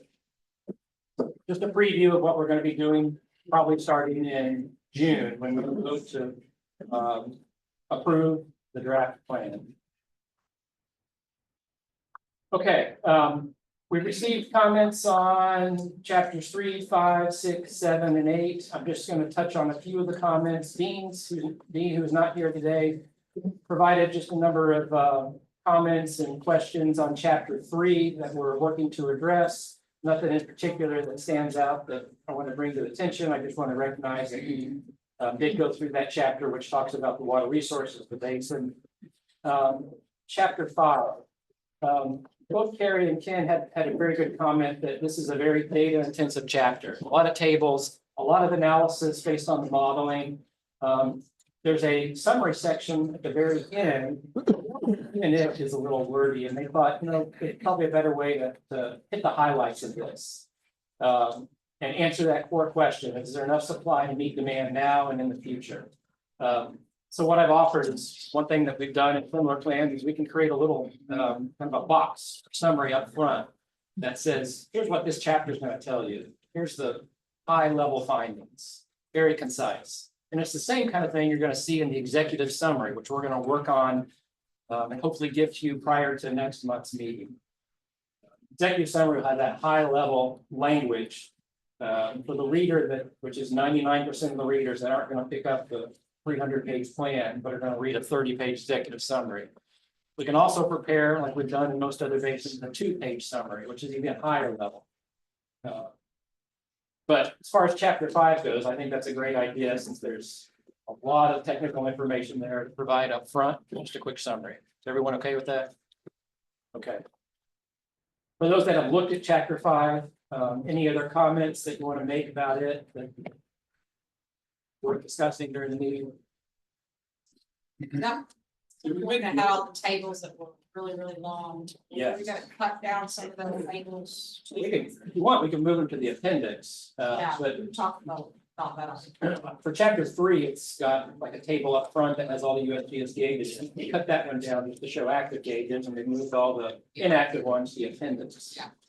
For chapter 5, if you don't think the tables that summarize the different model scenarios are that important for the text of the document, we can move them to an appendix.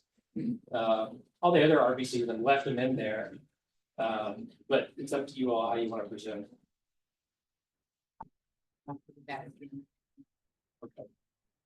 Groundwater modeling and groundwater data that we're missing. Yeah, so Brooke is still working on the second part of chapter 5, which is the groundwater resources summary.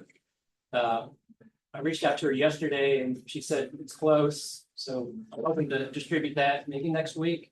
That's. And she'll have the USGS information at that point, or? Well, it's not gonna have any modeling results. It's just what we're doing or what DES is doing in lieu of the modeling, which is some of the information she presented to you all 2 months ago, back when we were in Blackfin. Looking at trends versus projected demands and saying, we don't have concerns about this area because there's no declining trends or, whatever. But we still know that the USGS data is dated in need of the current information. Yeah, are you talking about the modeling or are you talking about USGS monitoring data? Monitoring. Monitoring data, she will be summarizing. Okay. So DNR and USGS have monitoring wells and she's using that information to prepare. It's just a model that's sufficient. Modeling is not even going to be done in this phase. Yeah. It's going to be separate phase, right? Yeah. But the monitoring data, recommendations for future monitoring is information that Brooke is presenting in chapter 5. Okay. Chapter 7, both Pete and Ken had a good comment about clarification around how we refer to recycled water. We use reclaimed wastewater, recycled water differently. And they suggested let's be consistent and use recycled water. We'll do that. Pete, I don't actually like that comment. This is recycled water, reclaimed wastewater. Because it seems like we're putting lipstick on a pig a little bit. I know it's if recycled sounds much more palatable than reclaimed wastewater, but why are we changing the name just to make it more palatable? so yeah, public adoption of water reuse is very important with regards to the terminology that's used. So folks that are doing recycled water, especially indirect potable use, have put a lot of thought into how do we make this more palatable for the public. And recycled water is one way they do it. Well, it's a term of art. It's evolved. It's actually Bill evolved since 1980, since I've been involved in water. So for those who use reclaimed wastewater, or reclaimed sewer water, that term of art is gone. That was invented by the engineers of the wastewater districts. But what I know you've always had an issue with this, but what I encourage you to do is do research, go online, and just hear me out. There's a water reuse group in South Carolina that he was the chairman of. Go online, educate yourself. I mean, there's no public harmful aspects. Recycled water is being used on golf courses for 50 years. It's been used in crop irrigation. They put manure on crops, which you eat, and you're still here. So it's the fact of the matter is, as a kid too, I understand. I'm just saying we're changing the word. Why are we changing the word? because that's the term of art now in the industry. Why? Because it's acceptable. That means that Part of comes it's down to the basic more because public it's health. palatable, right? Yeah. So that's the point. in nuclear waste, we called it unspent fuel and we changed to recycled fuel, it's kind of the used fuel.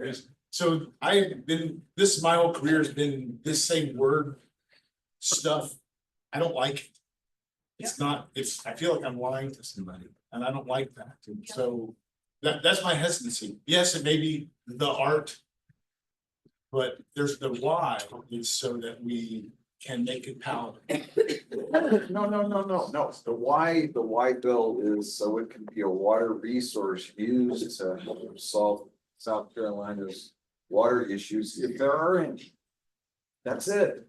Florida has spent billions of dollars to create a water supply direct from a water treatment plant to potable water, because that is their solution for everybody that wants to live there. It's a fact of life. So I'm half hesitant to change of the what they've done in Florida, and it's all online, is you got to market the public.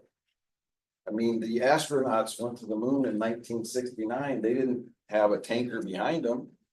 They drank their waste for months. Live till 90 is we got to get over this, guys. And I'm still standing by the recommendation. If you guys voted down, but you're gonna hinder. I don't have a problem with it. Yeah, you're gonna hinder South Carolina's water resource. It's just making sure that it's consistently one of the terms. That was part of it. Correct. Yes. And I agree with you. Yeah, you can define it, you can define it in the definitions, and the definitions can say, if you Google it, they go, AI pulls it up and it talks about reclaimed water used for non-potable and. So the most current terminology and the most accurate one used now is recycled water. I think it also implies a use, like reclaimed water. Is kind of just waiting to be used. Recycled to me is implies it is Ready to use a lot. already. I mean, so I'm not just. So Some- whichever the most current one is, should be the one that we use consistently. That's what we were trying to do. Yeah, Well, then let's do that. yeah, I mean, given Pete's involvement, the water reuse committee, I think it'd be most prudent to use something that the water reuse community thinks is most palatable, most current, most widely used. Some municipalities go and actually brand their water. I think it's Louisville, Kentucky, that calls it pure water. Yes. So there's a lot of different uses and phrases, but they recognize the importance of, we're creating ultra clean water through, AOP and ultrafiltration and nanofiltration, and we're going to all this expense to create expensive, clean, pure water that's higher drinking water standards than even a lot of drinking water you drink. And they want the public to buy in on it, and that's very important. You're boiling it down and calling it highly treated wastewater effluent doesn't really do service to the fact that, no, it's being reused, recycled in these other applications, and that's what. I think the appropriate applications for reclaimed water, branding feels like branding. Now you guys can, I just let you know my opinion. I don't like branding for the sake of branding. I don't like rebranding. Okay. Another comment Pete had, which I think is a good comment too, is that chapter 7, in the first part of chapter 7, we talk about demand side strategies, and recycled water was not listed as one of those, because I've always wondered, well, is it more of a supply side strategy or demand side strategy? You can say it's both, actually. We do mention it later in the chapter under a discussion of existing strategies that are already in place that can be expanded. But Pete's point was that, well, we talked about this, we thought it was a good idea. Should that discussion be highlighted, expanded more discussion around that, which I think is a good discussion. It's a little bit buried in the chapter, so we can certainly highlight it more. Did you have any specific suggestions on how we might do that? Or do you want us to consider it as a demand side strategy, which you could, because it lowers demand? Yeah, It also provides another supply. Yeah, I was thinking of it in terms of like, just what you've seen, our use of it on the island is being used to lower the demand for the other, what otherwise would be the potable water. Right. As part of the economy there. Okay. So. location. It's like It is a spot, but you're on an island with limited means for water supply and demand and a growing population, so in your case. it's full disclosure, we're talking, you know, we have this water reuse association here in the state. And we meet with DES. And, you know, you have DES regulators, DES officials who view the future here being that recycled water is going to be part of communities' water portfolio. So that's where I was going with, I think we would like, I want some higher emphasis of it. Yeah. And Charleston's talking about right now, about going direct back to total. Right. So, I mean, it's gonna be a fact in South Carolina, whether it's now or 50 years. We started that in 1990. California did pass the Water Recycling Act in legislature to set goals, which should have been wildly exceeded. So it's just trying to dress it up the right way. Yes, because any part of acceptance is a public campaign. So let's pick the right public word now.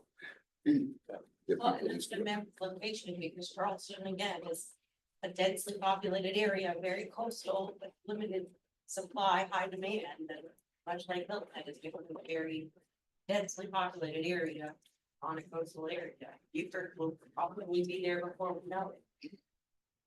So, yeah, I agree. It should probably have a bigger. Okay. So we'll work to kind of emphasize recycled water. Use that to bring it up to the demand side discussion in the chapter. With the next, I'll send that chapter back out.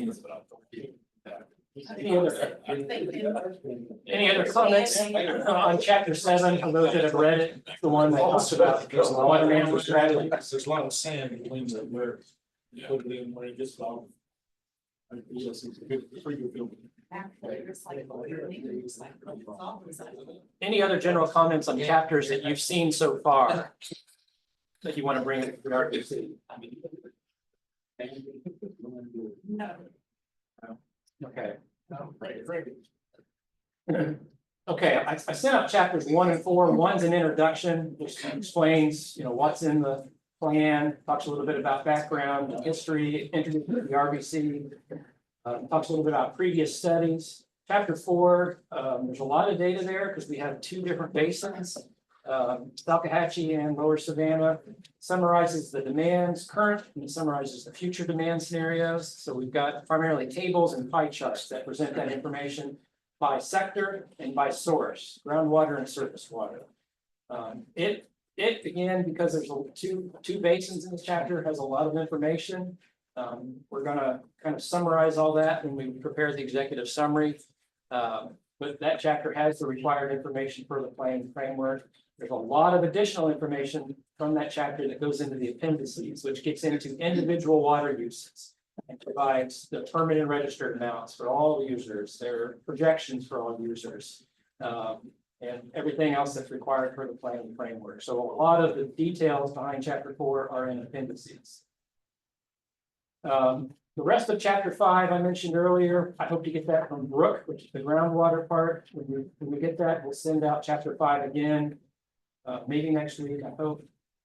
We finished discussion of recommendations today, so we'll circulate another draft of chapter 9 with our additional recommendations in it next week. And I'm hoping we can get through our implementation plan today, which is the big part of chapter 10, along with progress measures.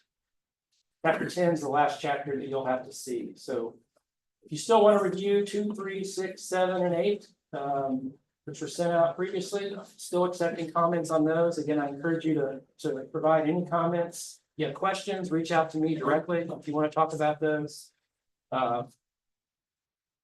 Still have time to incorporate comments. Before the May meeting, I'm going to try to get you a draft executive summary. When we went to the break, I mentioned that we'd like to make that more graphical, a little easier to read, a little higher level. We have to include a lot of pictures. I've got a good number of pictures that represent water uses in the basin, but if you have more that you can send me, that'd be great. Anything you can think of that touches on water. You have questions there? Did you get all those pictures I sent you like 2 meetings ago from where we went to Hilton and our 2 field trips. I don't know, I'd have to go back and check, but Okay, I do. you can always resend it to me. I have pictures I took, but if you have other ones that you like, yeah, you can send them to me. You might have sent it to me. I don't know. Taking their photo pictures on fire. Field trips and water treatments. Okay. All right. In May, I'm going to run down the river, so I'll take pictures, it'll be my second May. Yeah, you're- Lots of turtles. Sure. So, Yeah, I don't have any, I've got good pictures from you of the river. If you have wildlife photos that you want to send me. in that'd be May, good. I'm doing the run. Okay. So many pictures of like marshes and stuff. I don't know. Yeah. if we're back. Yeah. I guess this is a good reminder. Bill, we're not allowed to take photos at the SRS site, right? You are not allowed to. They can take photos and send them to you. Okay. So but we can't, they're probably. Are you allowed to have phones or are they take? You have to ask Jeff, this, I stopped working there 3 years ago. So. Is Jeff still online? Jeff, I don't know if you heard that. Can we have our phones with us? We know we can't take pictures, but on the SRS tour, can we have phones? We'll answer that later. Yeah, he's not on. And that would be good. Son. Hey, am I off mute now? Yeah, you're good. Yeah. Yeah, no, you can have your phones, you just can't take pictures, but if there's something that you want a picture of, then I can take it for you and try to get it cleared for public release. Okay, thank you.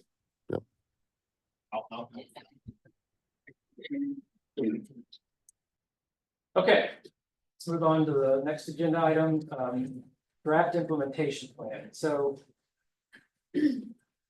I think we've talked about this a little bit before.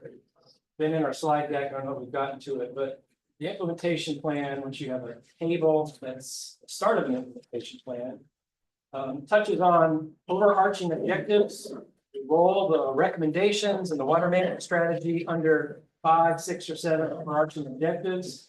Within each of those, there's strategies, and for each strategy, there's one or more actions that either the RBCs or DES or local governments or whoever it might be can take action on to implement these recommendations and these water management strategies. And that's the whole point of the implementation plan, is to have a roadmap going forward to get this stuff implemented. Implementation plan needs to include a schedule, and that's focused on the first 5 years. And then to the extent that we can, some type of budget for that. So we tried to add some budget numbers in for items to the extent possible. Again, objectives, and there's 7 of them that we're going to propose, strategies, and then actions. We're going to talk about strategies and actions, and we're going to attempt to potentially prioritize them as well. So Grace is Grace still online? I think she had a lunchtime meeting, so she might not. She is not online. She took a shot at developing these overarching objectives, which encompass the general recommendations and water management strategies, and they fall into these 7.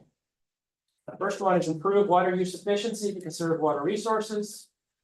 Engaging Georgia in water planning was important enough that we decided to make it its own objective. Communicating, coordinating, and promoting findings and recommendations from this plan is an objective in itself, as is promoting engagement in the whole water planning process. Groundwater resources and enhancing the understanding of one about what the technical data, and then drought management. So as we go through these strategies and actions, if you feel differently about how they fall within these overarching objectives, let us know. Generally, all of the different action strategies developed by the RDC have fallen into these similar 5 to 6 to 7 objectives. We're going to come back to this and decide if we want to prioritize any of these objectives. Some of the RBC said, well, no, it's hard to prioritize these overall objectives because even within one objective, we may have an action that's a priority or a strategy that's a priority, but another action or objective or strategy that falls within that objective is not a priority at all. So we don't want to assign a priority to the objective. We want to assign a priority to the strategies or the actions. Think about that as we go through here. What are more priorities? What are the more priority objectives or actions or strategies? On the drought management, if there could be, above it, you talked about communication. And there are things that we can do at ag, if it is communicated early. But there are things that we cannot do in ag if we get, okay, next week, we're out. Yep. And so, and I would assume it would be similar in other industries. And if other industries see a problem developing, the early communication would be helpful. Coordinate, we're all in this together. Yeah. If there does need to be a reduction or something that needs to be done, the sooner we communicate, the more realistic that we can steer the ship through this. Okay.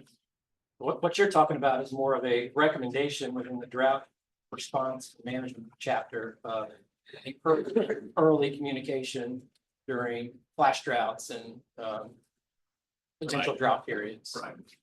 Yep, okay. Trying to think if that's already partially in there, or could be wrapped into one of the 4 or 5 recommendations that are in the drought chapter already, but we can certainly emphasize that. I think everybody would agree that that's important, especially since drought hits ag first typically. Okay. Because we may be the ones asking for help from other industries. Right. Okay. All right. Good.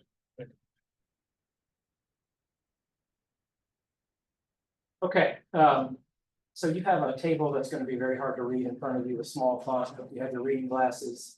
Again, this is an attempt to put the recommendations and the water management strategies into an implementation plan. The water management strategies that are summarized in chapter 7 generally fall under this first objective. Improve water use efficiency and conserve water resources. That's one of the guiding principles of the water planning framework. Read the water planning framework and emphasizes the water conservation ethic.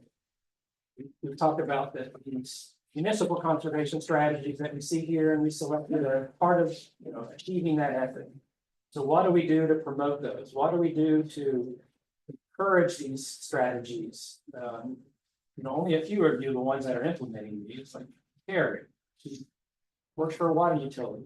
They're the ones that are implementing some of these strategies. What can we do to implement these strategies?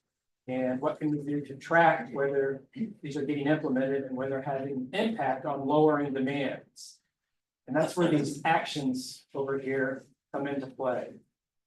So to initiate the discussion, we've included a number of actions that different RBCs have selected. Not any single RBC has selected all of these, but we've put them all in here for you to think about what makes the most sense for your basin. And you're going to see a theme through all of these actions with regard to identifying funding and doing some analysis and working to implement things. The first one is just RBC could help identify funding opportunities and technical assistance. RBC establishes a baseline of residential per capita water use by system. So other RBCs have recommended as a strategy because they want to track baseline residential per capita water use and then per capita water use 5 years later, 10 years later, and see if any of the strategies that they put into play are actually having impact on reducing per capita water use. Some of the RBCs have said that's a great idea, but it's really difficult to do. You can't figure out, one, what residential per capita is, because our metering system doesn't allow us to separate necessarily residential from commercial from other uses. So we just know what a total per capita is, but it doesn't necessarily apply to residential. Others said it's just too hard to monitor. But some utilities said, oh yeah, we can easily come up with residential per capita. We've been doing that for a long time and we already track it. So it's just a mixed bag, right? I don't know about in your basin what that's like. I don't know if Hilton Head can track residential per capita use compared to other use, or if it's even a worthwhile metric to track to see if what you're implementing is being effective. It is the national trend is to start to talk more per capita use. And yes, I mean, utility like ours, would have the ability, decent ability to do it because of the way the metering system is and separation of commercial billing from residential billing and things like that.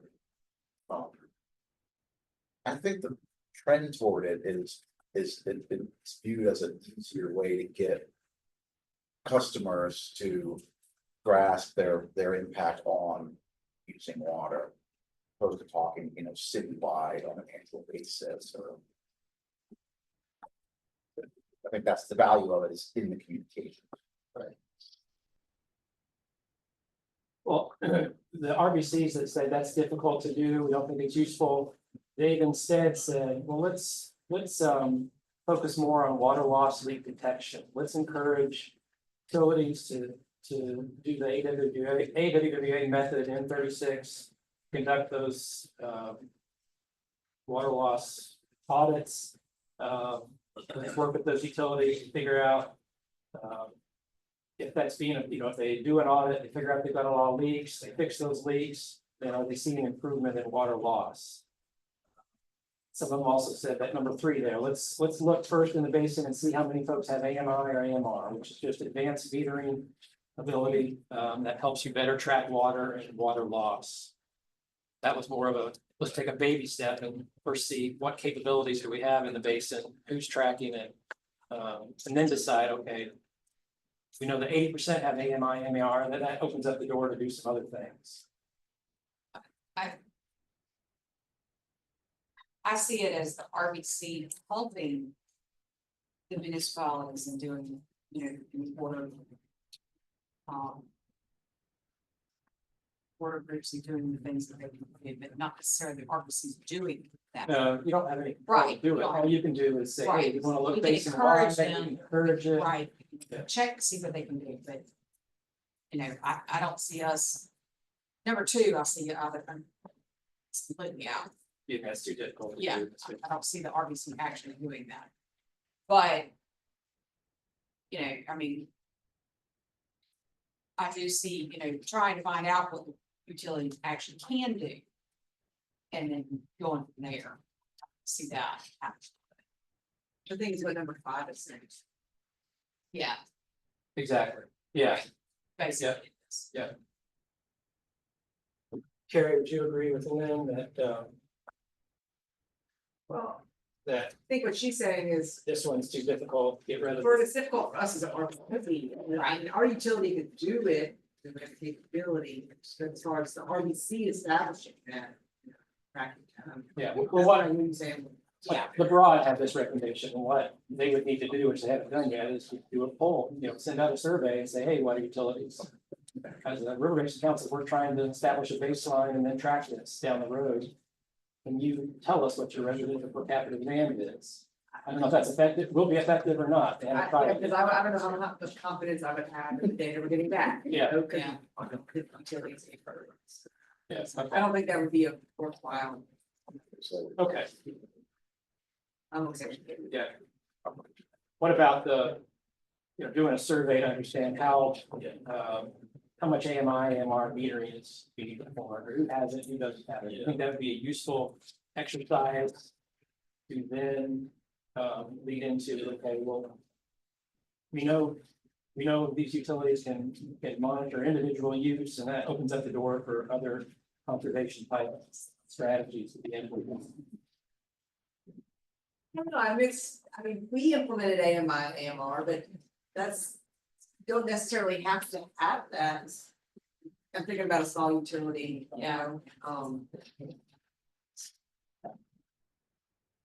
you just have to have, accurate and up-to-date meters, they don't necessarily have to, Yeah. That's technology. Yeah. Conserve water. Can I just ask a clarifying question? Is that when it's RBC is doing this, is that this RBC or is that at state level? No, this Or is, that- every time you see RBC, that's you that is guys, this group? yeah. So that right. assumes that this group remains active and doing that work 5 years. Yeah. Yeah, the whole assumption behind this implementation plan is that you're the ones driving it. If you're not active for a non-RBC in 5 years, this implementation plan goes away. But it's not rolling up to the state. Like, if there's commonality among all the RBC recommendations. No, I mean, yes, we've been trying to highlight commonality of recommendations across the state. So that can inform the state water plan.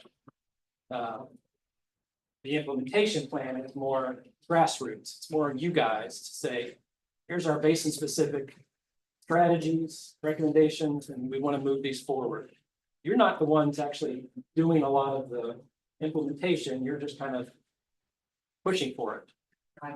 Driving it, exactly. You don't have funding.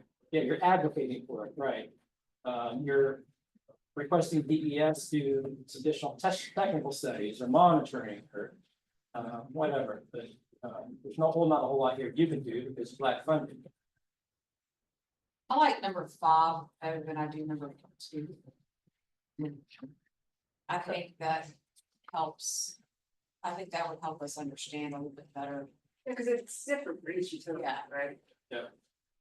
What about, What deep projector does, it's like very different. yeah, what about encouraging utilities to do water audits? Yes. Yeah, okay. I think that's pretty.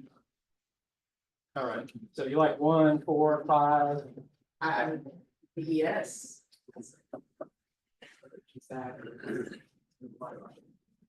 Yeah. Okay. We got outreach and education. Outreach and education is important. I think all the RGCs have included that. You know, we do want to ask water users implement conservation practices. That's the whole point of this strategy. This 8 here is looking back. You're trying to establish are we being effective in encouraging these practices to be implemented? Is there enough funding to get these implemented? Is there lack of funding and people aren't able to do even water audits, simple things? So basically, year 5, looking back and saying, what have we done? What have we issues? yeah, exactly. I think that's very important. Is this process effective or are we not been enough of an advocate to get these things implemented?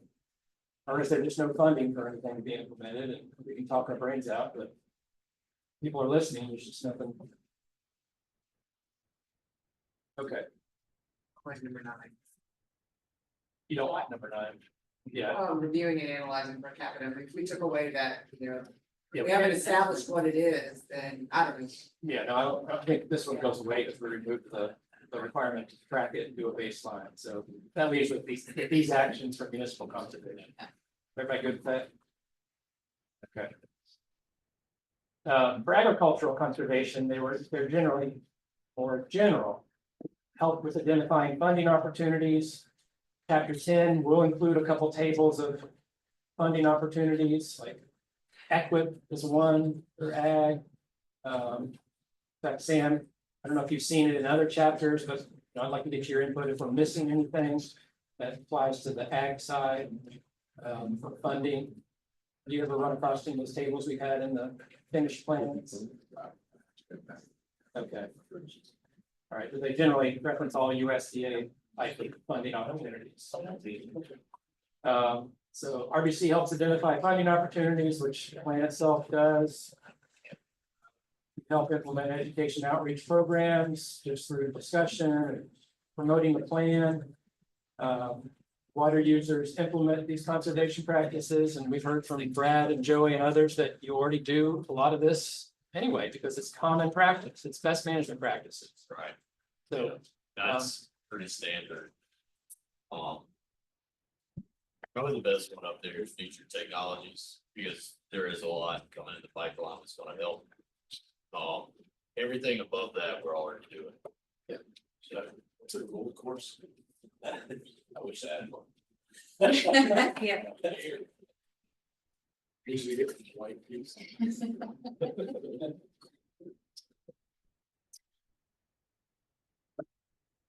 okay, you all comfortable with those very general Yeah, I actions? think that's, you know, just make, we always want to encourage conservation. Yes. So. Yep. Yeah, okay. We haven't talked a lot about industrial and energy conservation. There's not a lot of industrial use in the basin. There is some energy, but again, we've got kind of just general recommendations here. It may be coming though. Yeah, education and outreach. requesting they implement these common list of practices. Potentially surveying practices if there's growth, especially in the industrial market, water users, then eventually analyzing usage if possible. Those are potential actions. Not sure the ability to actually do some of that stuff, but kind of baseline. You could pace the water recycling and reuse into ag. That's something that would benefit municipal. And it's somewhat used, mostly just in golf courses, but there are some appropriate uses of reused water in ag, not direct food crops, but there are crops where it would make a lot of sense.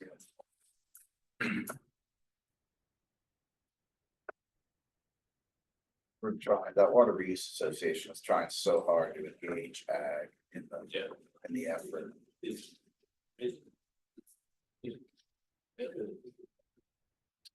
Talked about adding it to the demand side strategy. We're gonna add it here. In the implementation plan. For municipal, well. Yeah, well, it depends on if it's human or if it's like still water. He also has stormwater too.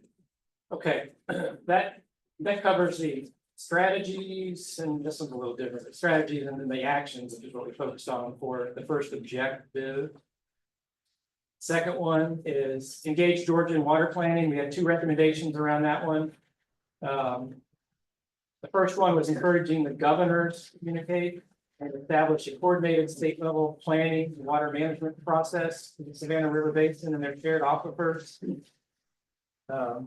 No, I think this was one that was discussed as part of the River Basin Council, right? And that's why we added it, here. What can the RBC do to make that happen? Well, you can communicate with DES and the governor's office and maybe legislative representatives. Ask them to resume a coordinated state level planning process. I said resume because the governors have done this before. It's been more than a decade, but they convened a task force. Something and met, but it's dormant. Everybody comfortable with that singular action? Anybody think of anything else that helps move that recommendation forward? Interstate. What was that? Would it be interstate or would that just be the state on both sides? Oh, it's an interstate level planning process. Yeah, I think you could say that, sure. How do you get that to continue without funding development? Without involvement, when you lose the 2 governors that have made that pact. Yeah. How do you? I went back to the municipal, you had a thing where at the 5-year point, you go look back, you had a kind of. And I think it needs that here too, because you have to kind of, if it decays, you have to have something to trigger it back. Yeah, I disagree. Because to me, it's great if you can get 2 governors together, but after 4 years, or 8 years, whichever, what happens? They're both gone. What happens to that? Because, we all know what happens when somebody loses office. Everything that they made, everything they did is out the window. So how do you kind of work towards that to make it? Well, similarly, when states go to court against each other, this sort of process will stop. Because they won't do anything until there's a resolution, because you trust cases. So this should help avoid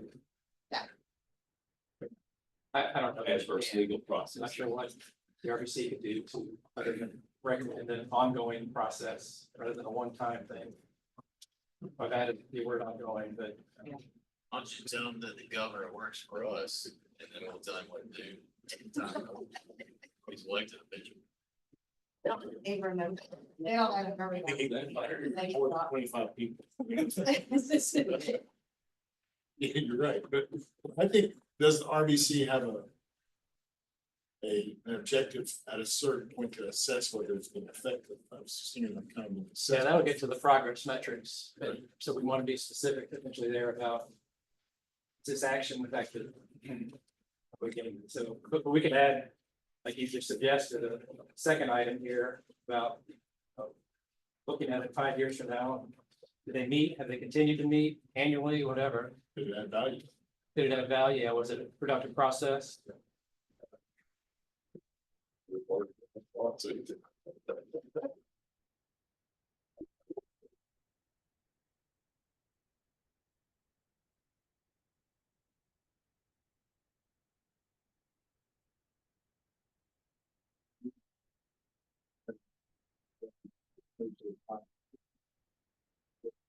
Show, but not like.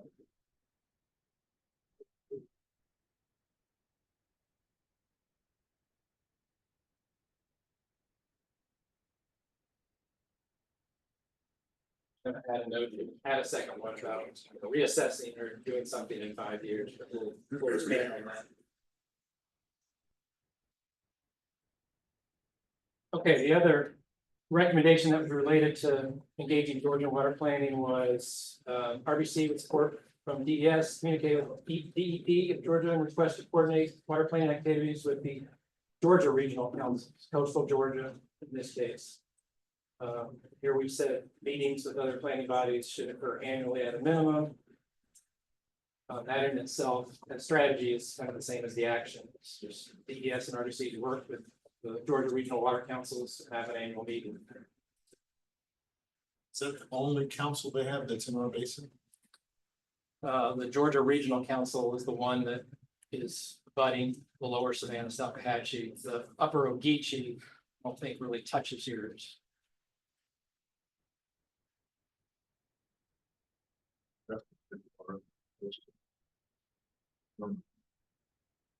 I'd have to double check, but it's just those two.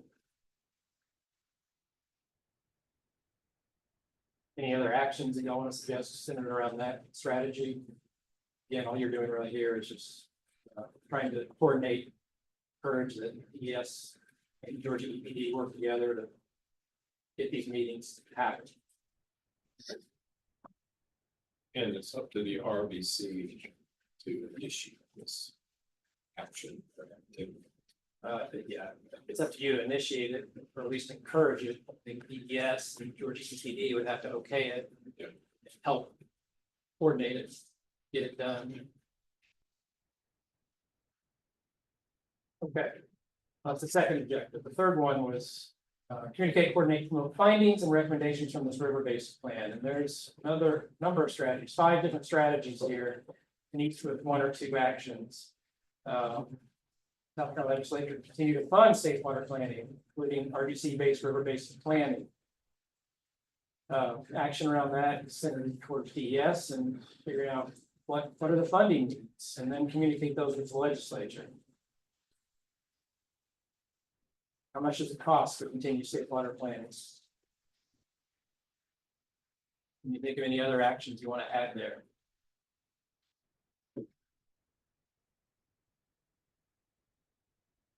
So to add something about including water as seed recommendations. I don't know if that's really helpful. Sure. And beyond this year, I don't know if Water at Sea will continue on as a planning body or not. Does it mean that? I was trying to think of the role that we had. One of our recommendations was for them to approve the plan. So in this communication strategy, is it, we're not really talking about that. We're kind of encouraging them to approve the legislature moving the plan, not on funding and. Yeah, but I don't see that, that's a recommendation we have, but we don't have it as a communication strategy. Yeah, if you think that one's important enough, we can add it as an action to take. That probably makes sense. I don't know how to say it, but I think it's missing. Maybe for. Yeah. Yeah, there's a few recommendations, and that's probably one of the examples that didn't really get reflected in the implementation plan, because they're kind of, well, the example you just gave is a good one. Doesn't mean we couldn't add an action for it to make it happen, but just had a hard time deciding what action could the RBC take to make it happen, to get the legislator to approve the state plan. It's not a whole lot different than number 2 on C, you know, Yeah, yeah, it's more specific, that's more general. right. You already have an action sort of that way, but not specific. Yep. The action item to that advocacy, right? I mean, that's. That was, right, but if you want the plan to be approved, you have to advocate for it and follow up, whatever, communicate.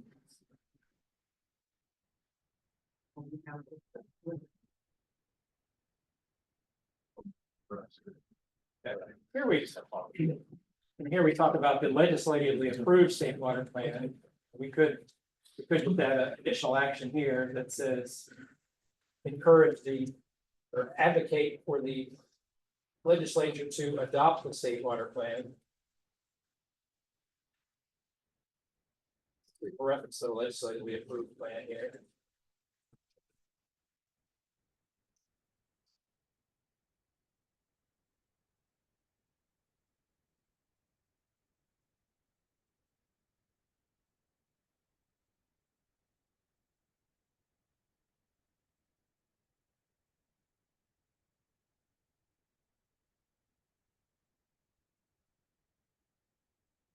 What is the best way to get them to adopt our plan, is to write it for them, Which is what we're doing. which is what we're doing.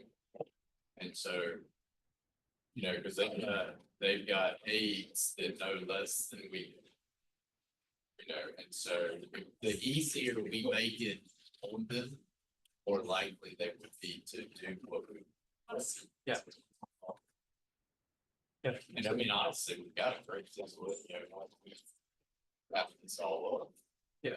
You know, So the meat of the state water plan, which is chapters 6, 7, and 8, basically are taking all of the RBC recommendations and the results from all the modeling, and bringing them to a statewide level and summarizing them. So the state water plan in itself is basically a compilation of the river basin plans with some additional discussion on financing and some input from Water SC, other stakeholders, adopted listening sessions, but 75% of the state plan is going to come from information that's in each one of the river basin plans.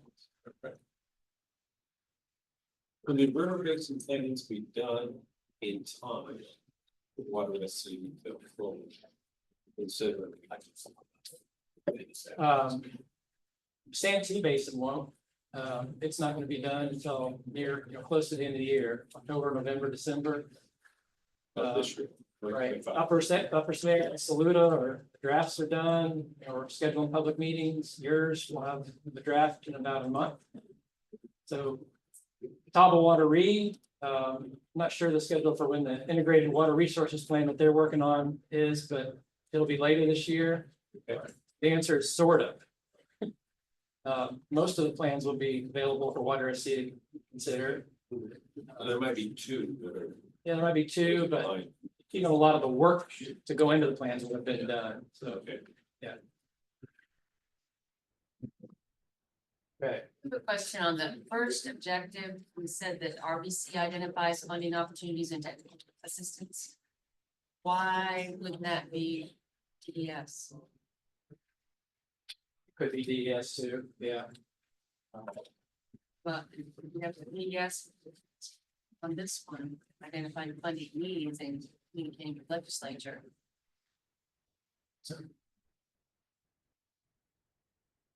Seems like that would be a big fit for them in the first action step of objective 1. Sure. Okay. Yeah.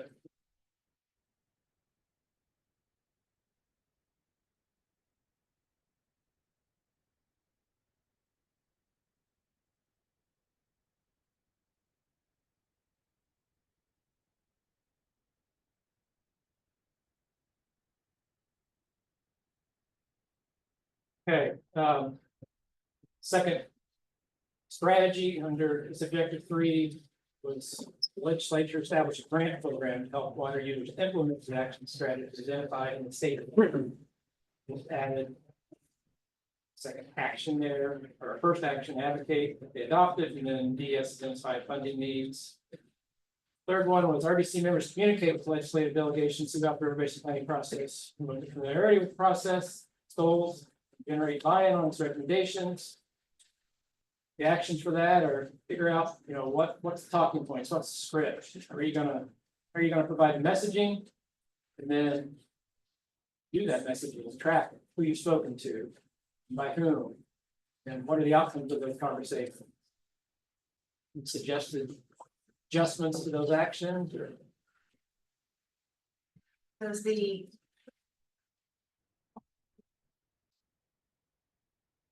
DES or someone else in the state have a certain day of and like an advocacy day, like a number of us in the state have our advocacy days, like the municipal association has one day and other associations throughout the state have their own advocacy days, but state legislature, do you all have, or does DNR, does anybody have their own kind of state level? Do you have all of a time where you get to speak to the state legislatures about your activities and things like that? I'm not aware that the agencies have their own advocacy days. one of them's done by agencies, I think the enormous. Because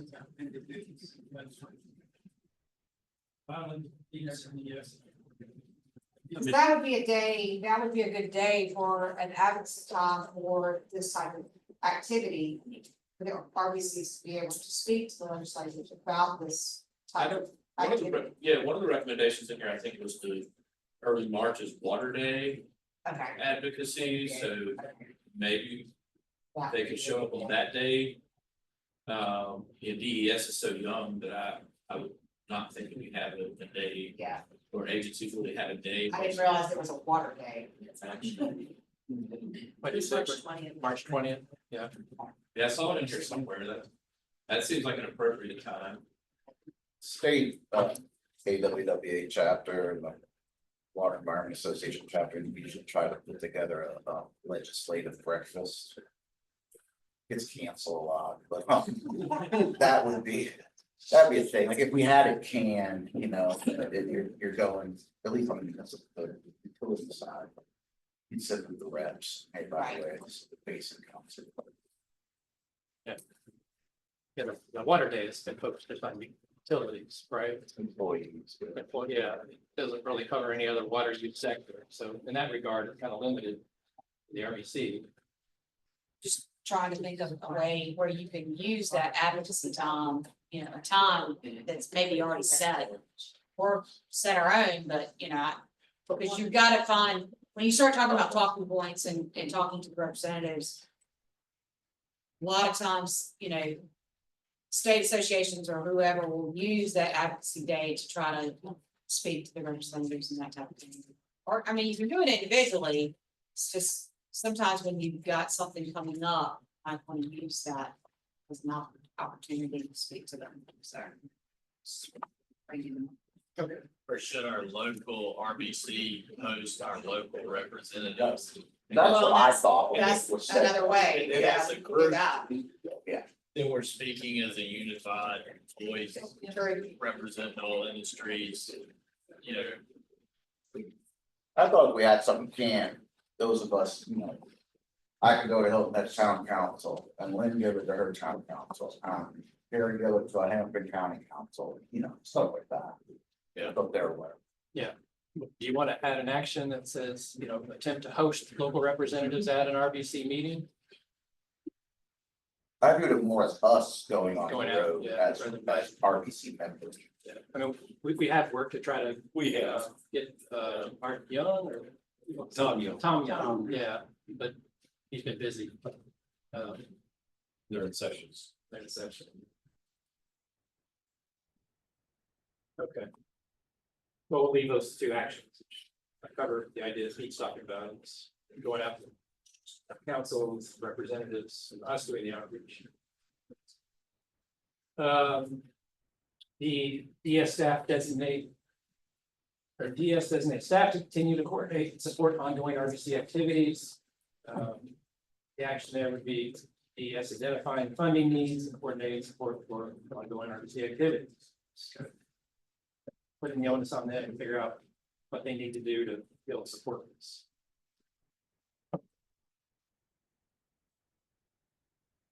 The last one was encourage Water SC to consider the water planning recommendations developed by the RBCs.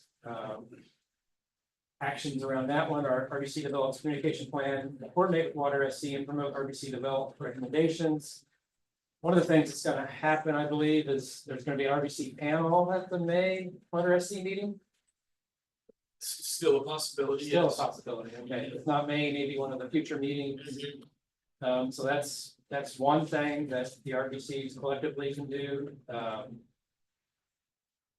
Y'all can, I guess the action here is for y'all to decide what else do we want to do to coordinate Water SC to promote these recommendations, other than Carrie and or Ken attending a panel at an upcoming Water SC meeting. Is there anything else, Carrie, that you want to suggest? I think the Saluda RBC one point talked about, writing a letter or something. To say, hey, we encourage Water SC to take our recommendations seriously and something like that. I can't remember if that ended up being a recommendation or part of the implementation plan, but it was discussed. I think Catherine wrote that letter and sent Did it she? in, didn't she? Yeah, maybe that already happened. You're right. It was when they first started meeting. That's right. Yep. So they've already done that actually.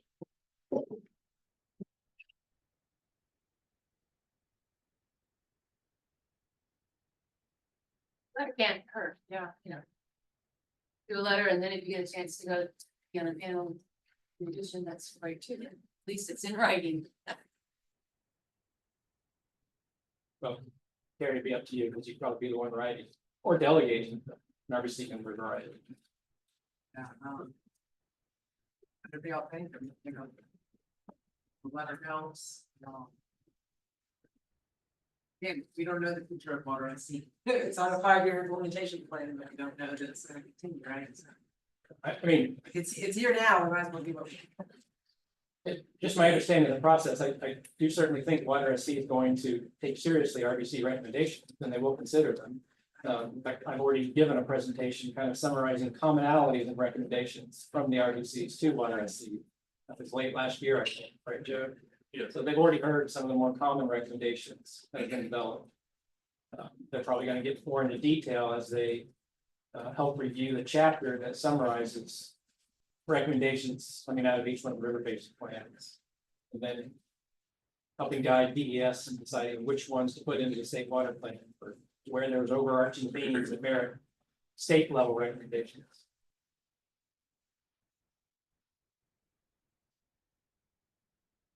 Okay, well, think about that one a little bit. You'll have other actions you want to add as you do the review of this chapter. We can put them in there. Hey, John. Grace came back on now, so I just wanted to let you know. Oh, okay, thanks. Okay, objective 4, promote engagement in the water planning process. This one's similar to the one we just talked about, and it's got 5 strategies in itself, each with a few actions. First one is DES RBC planning team, which is Tom, myself, DES, and the RBCs conduct regular reviews of the membership. Make sure there's sustained interest from all interest categories and they're adequately represented across all interest categories. The actions behind that are conduct review of the membership at least every 6 months, and then do outreach to promote membership for underrepresented groups as necessary. Pretty straightforward. We could add an action where you all help advocate for certain categories that might be underrepresented if you want. It's up to you. How have the RBCs done, how the other RBCs done in terms of their membership, that they able to sustain Yeah, the categories as well? for the most part, I'd say on average, every RBC has lost 2 or 3 members over the 2-year planning process. For the RBCs where we've finished the planning process, 2-year planning process, initial 2-year planning process, and asked who wants to continue on if they had a 2-year term, I'd say 90% of the representatives said, yes, we'll continue on and do another 3-year term. So there's been movement towards sustained participation. What we haven't yet done is filled any RBC slot where people have dropped off with a new representative. That'll be the challenge. I think that's been the challenge in Georgia. They started out strong with governor appointed representatives. And since they're governor appointed, they rely on the governor to appoint new ones. And a lot of the regional councils are down to like 5 or 6 people because the governor hasn't appointed new members. This case is volunteer. So that may be a challenge here too, is getting more people to volunteer, fill in, keep kind of good consistency amongst the RBC membership. So in the Edisto, one of the ag representatives felt very strongly about the makeup and ensuring that ag was adequately represented. He felt initially that it wasn't, and in part because, unfortunately, and you guys experience this every day, is that ag, it's hard for ag folks to attend these meetings. They fall during the day, right? And you guys are out in the fields and doing stuff you need to do during the day. So his point was that, well, maybe you should be filling ag spots with folks from the Farm Bureau or agencies that could be the voice of ag, possibly. That was one of his ideas. They can't think like we do. They can't think like you. Yeah, so I mean, there's a point, a counterpoint to that. So why they not forming? Yeah. It's been great to have Sam attend all these. Sam wasn't around, I don't think, when we did the Edisto or much of the Edisto, but yeah, he's been able to attend a lot of the RBC meetings and kind of be a voice for ag when you all aren't here. Right. So that's been helpful. Into the room too. Well, he keeps us in the loop when we're not able. Yeah, so in fact, that could be an action or a recommendation is that, hey, you know, we love to participate and stay attuned, but it's hard for us to make these meetings. You know, we'd like to have a voice, which may be somebody from South Carolina Department of Ag or some other agency that you all agree to. As far as the ag folks go too, you've got. It speaks a little louder, I think. You got a fruit producer, small fruit producer, then you've also got a row crop producer and a cow-calf operations. But they throw in just a primarily cow-calf operation, they're gonna have all different people, it's all across ag, so it's important to have growers. Actively participate. And I'm aware of a lot of the situations going on, I can communicate that to them, but it gets into the discussion. They need to be part of it. Yeah, okay. Okay, well, again, think about these as we review the chapters. If you want to add some additional actions, we can. Second one was DES organized an annual statewide meeting of RBCs and state agencies. I touched on this before, but the actions there would be DES gauge interest from all active RBCs. Not all RBCs had this as a recommendation, so that'd be the first step. Do they all want to get together? They're willing to. If they concur, then RBC would be the ones planning the meeting, doing the agenda, working with the RBC chairs to establish the agenda. Is there a cost to it? You need a facilitator, and then DES of executing that meeting. Comfortable with those actions? C was as part of future water planning efforts, RBC attempt to increase engagement with Army Corps Planning Division and U.S. Department of Energy. That was a co-strategy or co-recommendation with the Upper Savannah. Recognizes that we had one meeting early on in the process about a year ago with the Army Corps, but we haven't really engaged with them much during the planning process outside of that. Additional engagement may be useful. So the action is just to try to have an annual meeting where they're part of it. Left doesn't match the right. Part of it.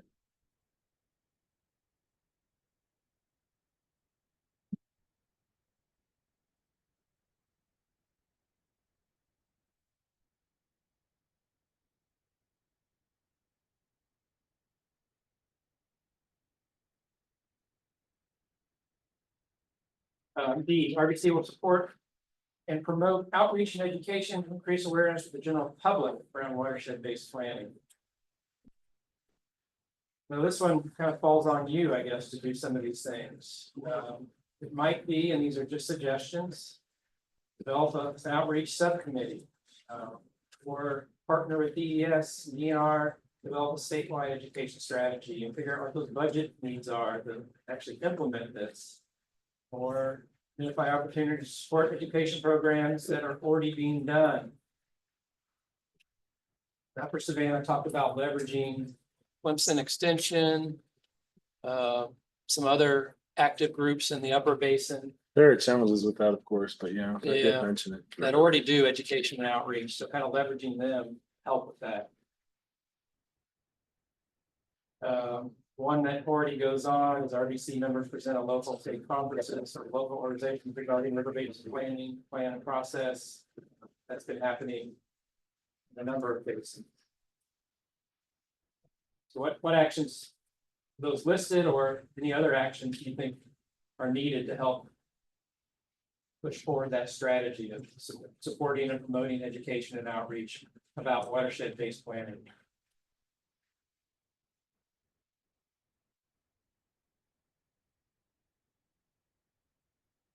Here's what it is. I actually think it's interesting, but I think what is our goal to teach them about watershed-based planning? What do we want the general public to know about watershed-based planning?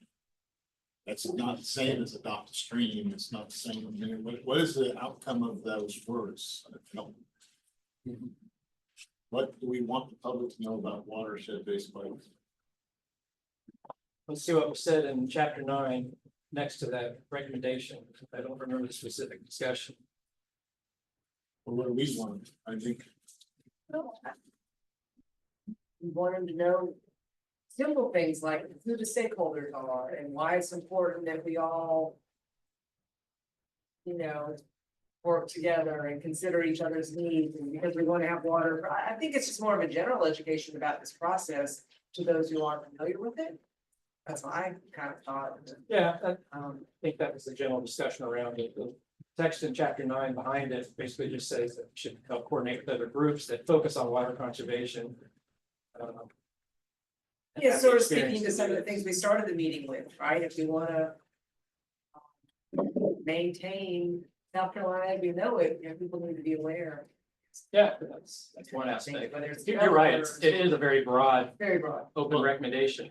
I think it actually is very specific, and the thing to the right is very broad. So I think it's exactly what you said, Carrie, that we want to talk about watershed-based planning, not stream.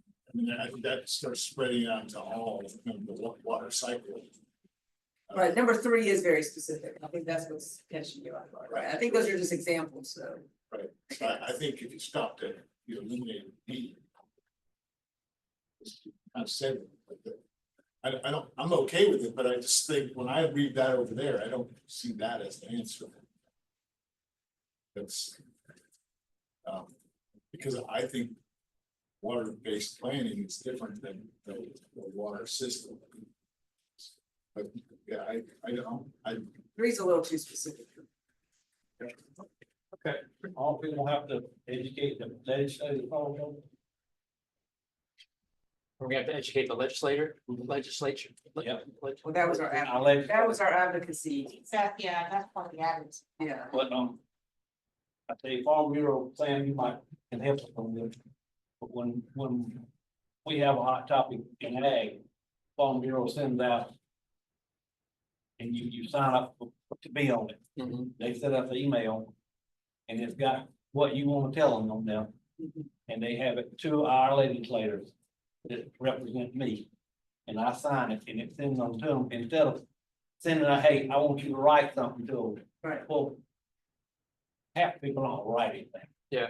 All I got to do is sign my name to, and it's already worded like I want it worded.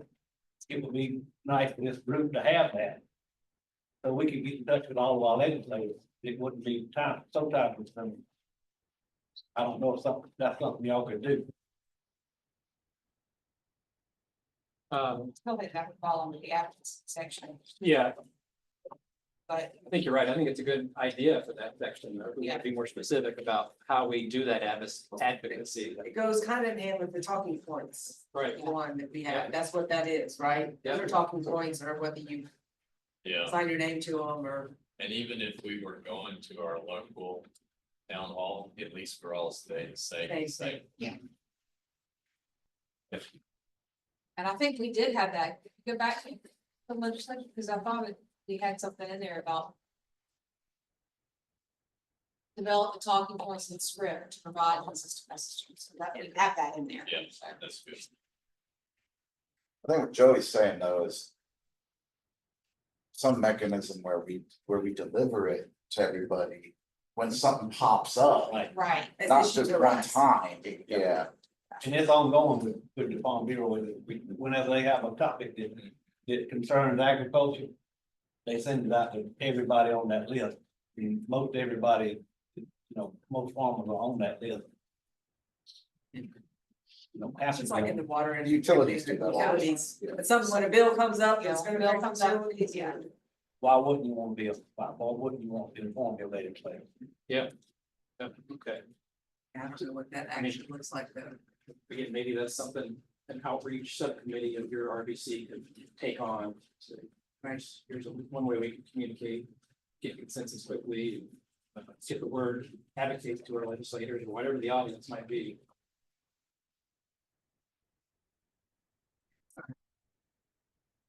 If you add some, elaborate on number one to make it clear that that's what we want that subcommittee, that's one of the things.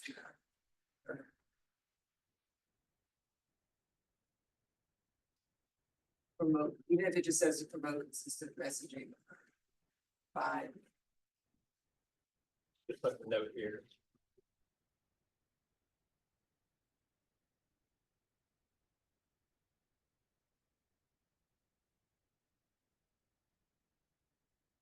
Expand. Take a little more specific.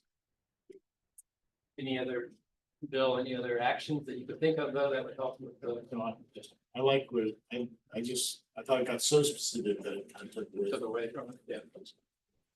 Okay. Okay, the last strategy under this objective about promoting engagement was where applicable, require that developers work with water and wastewater utilities to ensure adequate availability of water resources, current future capacity of water and wastewater infrastructure, support development. This was one of our recommendations that we talked about. Everybody remember that one? Mm-hmm. Yeah. Actions behind that, suggested actions. RBC develops communication materials and a strategy to promote recommendations to county municipal officials. I kind of already talked about that. Getting consistent messaging to go to county boards, town boards. And then it's contingent upon the counties and municipalities to consider amendments to the permitting process that might emphasize the need to ensure adequate water resources availability before development is approved.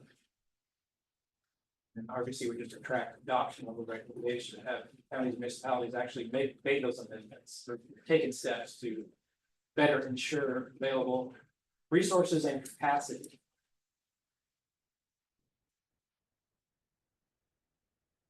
What do you think about that? Any other actions we could take? Are those not appropriate?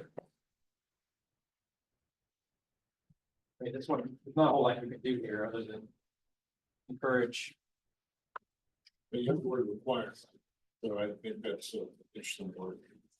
Compared to what's on the list. Yeah. Our strategy said that it couldn't be required.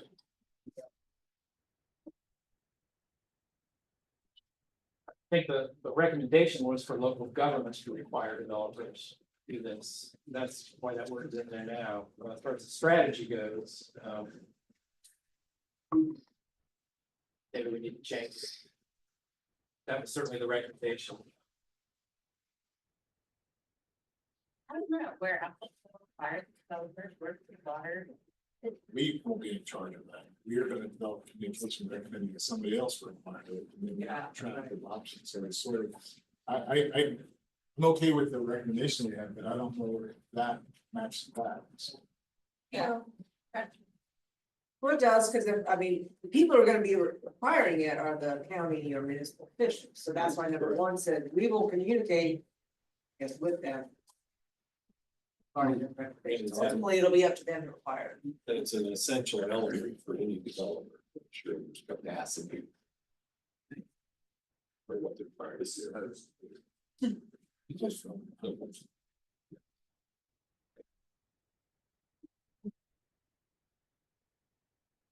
think it's all right as is. Okay. All right. Section 5 was enhance understanding of groundwater resources. These 3 strategies were focused more on, additional monitoring and modeling. First one was for DES to continue to work with GS to develop a groundwater model covering both basins and use it to understand the capacity of each aquifer. We talked about the importance of understanding how much water is in each aquifer, volumes, and the ability to sustain future demand. So actions around that are USGS completes the update to the coastal plain groundwater model. Is Scott still here?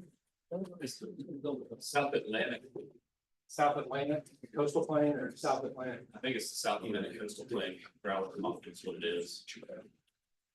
So that it goes all the way up to Virginia and all the way down in Alabama. USGS simulate current future water conditions, shares findings with the RBC recommends additional scenarios for modeling, USGS completes and reports the findings. RBC incorporates the findings in the 5-year plan update. Is it really gonna be years 4 to 5 before we simulate current and future conditions? I don't know. You have any idea? What was the question here? The timing of when the USGS may get to this basin and be able to, I mean, they're making progress with the calibration. Once I mean, I hate to put a time out there, but oh, there's Scott. there's Scott. Yeah, go ahead, jump in, please. Yeah, well, part of the contract with USGS is to complete the calibration.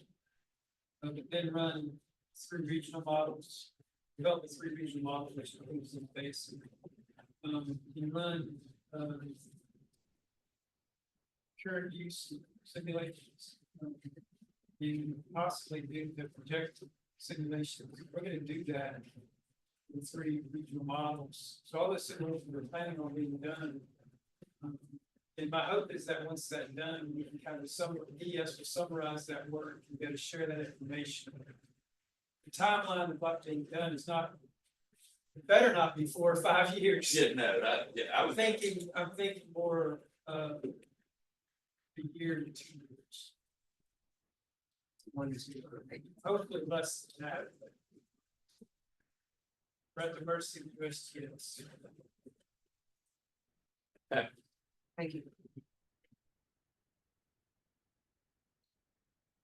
All right, any other questions? About 3 this? maybe 2 to 3 years. 3 would be 2 to 3 years. Maybe, yeah. Oh, yeah. We got a lot to do. Okay, the next one was seek funding for DES to add monitoring wells for aquifers in the central part of the basin, Albany, Vanbury, and Hampton counties. Brooke suggested, hey, we've got a data gap here. DES just can't go install wells without funding, so I guess the first action would be to help them seek funding. And I think that's just you asking the legislature as part of your budget process, right? And we do have some recurring funding to be able to install wells. But it wouldn't hurt to seek additional funding, sure. Okay.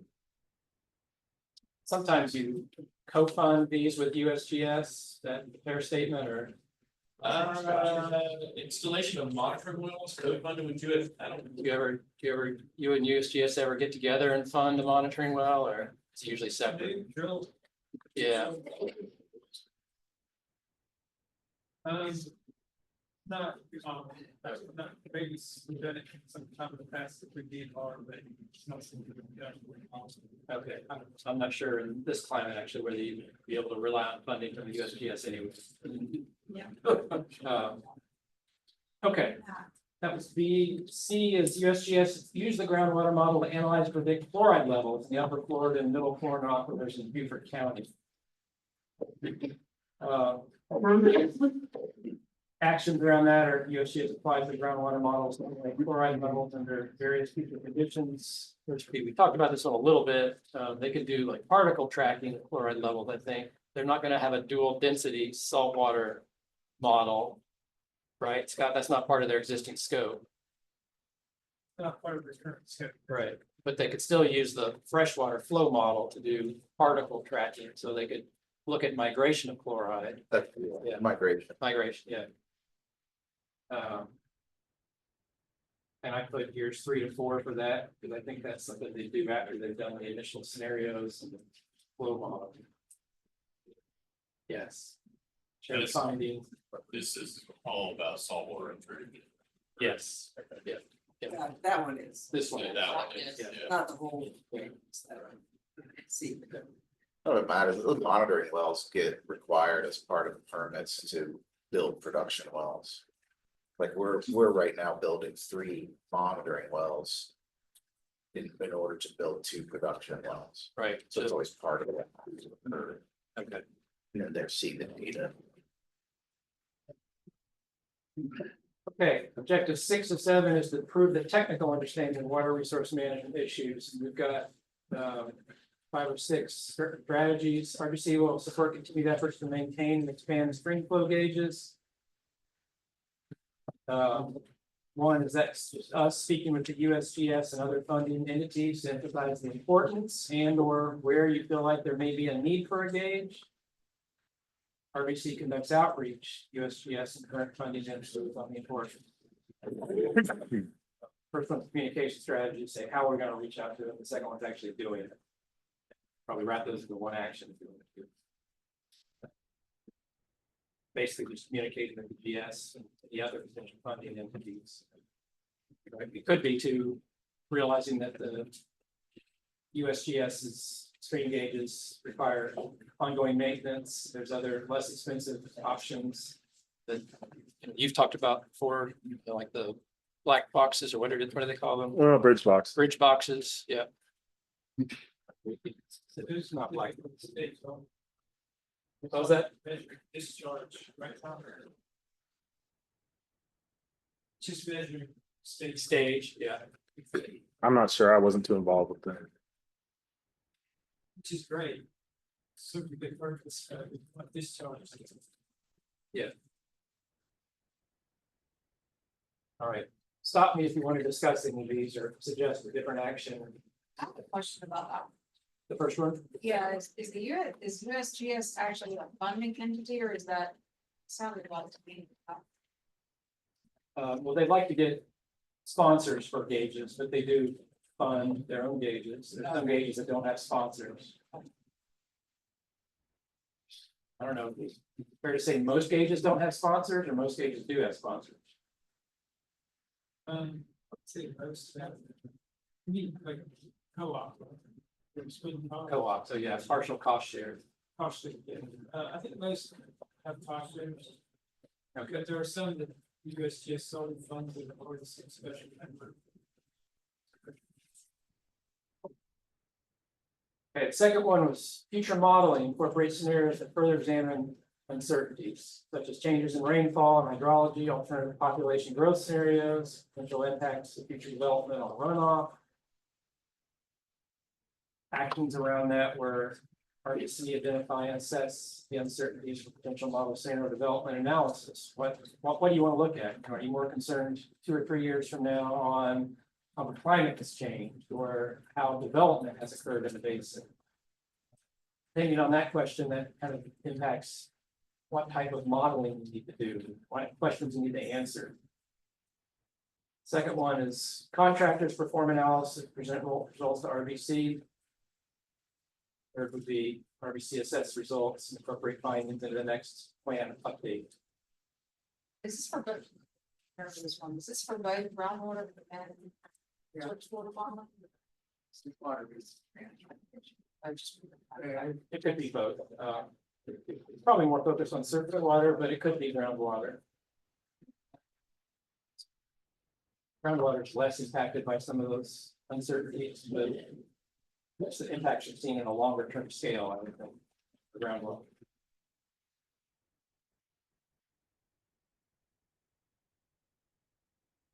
Okay, yeah, I'm going to keep moving on unless somebody has a comment or question. Future planning efforts include evaluation of surface water quality and trends, including nutrient loading and sedimentation.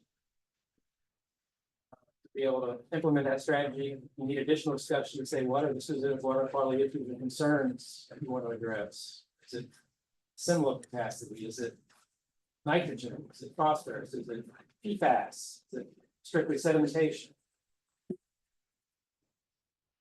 Just need to have a discussion around that. And then RBC develops an approach to assess those water quality issues and outcomes, depending on what you're looking at. There's a number of different things, so. You just need to figure out what that approach is gonna be, and then. How could that be addressed? Maybe something that could be addressed under. the DES's watershed program.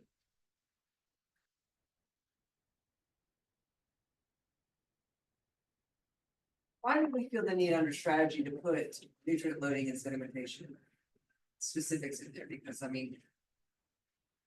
Water quality. So it would just be better to just put in evaluation of surface water quality, because I mean, this plan we're doing now is about quantity, but we recognize the need in the future. To include quality. Yeah. That was just part of our recommendation that got approved, just said, include evaluation of surface water quality, including nutrient loading and sedimentation. So I think we had a discussion that said, well, those two things might be important. But our first action is to identify the issues, so. Yeah. I think that's just getting a little more specific, I guess, but. Maybe that's getting to the point, are there anything else besides just nutrients, nitrogen, phosphorus, and sedimentation? We can make however we want them.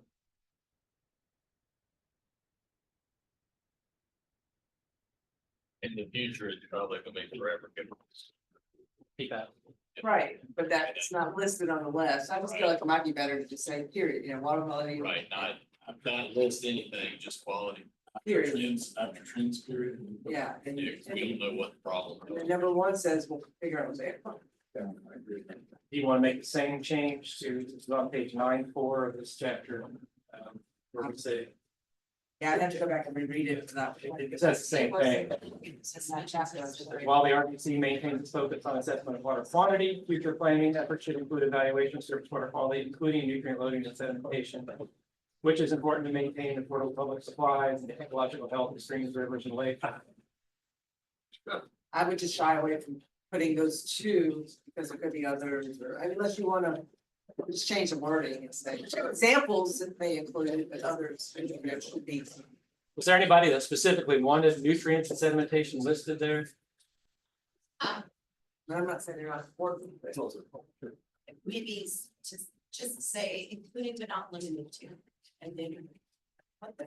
Okay, In paragraph. Yeah. okay, Yeah, I don't have a problem elaborating in the paragraph. we can make that. When you're summarizing this But we little. don't wanna limit it to those, because we have more. What? Right. Those are just two examples. Yeah. You mean putting them back here? You know, leaving them in the Oh, body. yeah. Yeah, don't put them back here. Okay, the next one was DES study the use of indirect potable reuse. The actions that were suggested would be provide input to DES on what additional information would be beneficial to study IPR.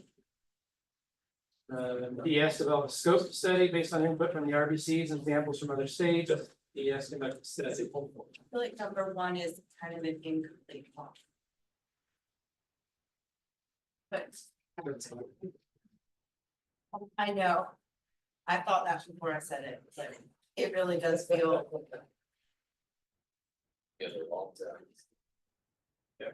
I think it's just, the intent of that was to just help guide DES in saying how we're gonna go about studying indirect potable reuse. Well, you could take number two and say SEDS developed scope of study based on input from RBC. I mean, I guess. Don't really need the. Don't really need one, because number two says they're gonna develop that scope with our input. Yeah. So maybe that would just. Yeah. I just kind of felt weird. What do you think? I think that's great. That's a really significant thing to have. I'm assuming this is something that the water reuse committee's talked about, right? We need something in there to reference water reuse committee. Or leverage their expertise or. You could say, because what we're trying to do with DES right now is develop a statute. That will direct, the statute will direct DES to develop a reg. For we use recycled water in general state. So So it's not as specific as indirect potable reuse, it's more general. it's general, IPR be part of it. Yeah. Um, But we specifically made the recommendation around IPR though, and I can't remember why, but. why either, unless we just didn't wanna. I thought it was to help advocate Would it moving be, it forward. I think a better thing there would be, related to, as letter D itself. Perform studies and analyses. In support of. A statewide. Or a recycled water statute in South Carolina. That's your ultimate goal, is to get it to be. Yeah. Then it's just a broad, Yeah. the whole tent of it is there and.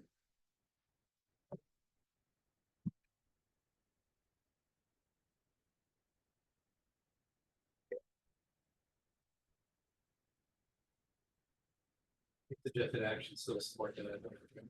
Okay.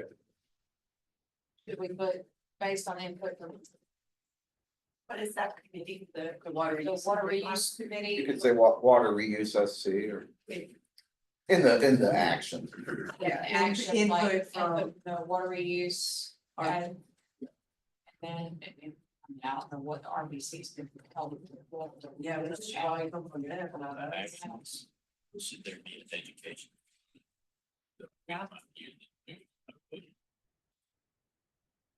Yeah. Is it a committee? What is it? I think the RBCs could assist in engaging stakeholders. When it came time to start getting stakeholder backing for a statute. Yeah. Was that water reuse committee, is it a state organization? It's an association. An association. There's national state, or state organizations in many states. They roll up to a national water reuse. But it kind of implies that it's a community like us, Yeah, it's actually, John, this is called water reuse SC. And it's funky, the letter R is double used in that. So the capital R, yeah. The committee can go away. So. It's its own thing, yeah. It's an association. Yeah.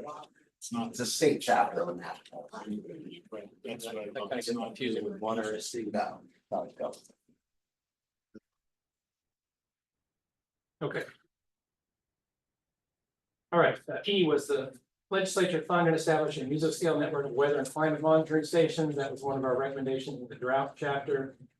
There's not a whole lot we can do there. I think Hope has asked for funding from the legislature in past years and hasn't received it. Doesn't mean she's not going to keep asking for it, but action would be to RBCs coordinate with the state climate office and other RBCs on how best to support appropriation of funding and establishment of the network. She might get it now. All the wildfires that we've gotten a lot, she might get some extra drought monitoring equipment, especially in the upstate. This one was, we highlighted it yellow because we were still talking about that recommendation, but we did approve that recommendation. We got rid of the word impoundments, it said to waterways.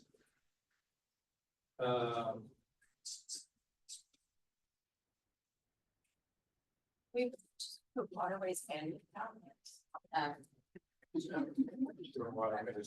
All right. I just wanted to be contrary for a moment. People say they recycle water. It's gone, so I knew it would be my heart. That's what recycled water. I knew if the cable that was intended. At least in the action, we say, we just recognize as best management practices that help reduce sediment loading, and we would work with them to work to implement that. The last one, drought management, these are pretty straightforward. Water utilities review the drought management plans. 5 years and update them every 10 years or more frequently. That's been a very common strategy, recommendation and strategy of all RBCs. Isn't that something though that they have to do? No. No, it's not required. Wait, no, I didn't make it in the real sense. They were required to generate one, 2003. That's it. So the actions are just public suppliers. This is not worded right.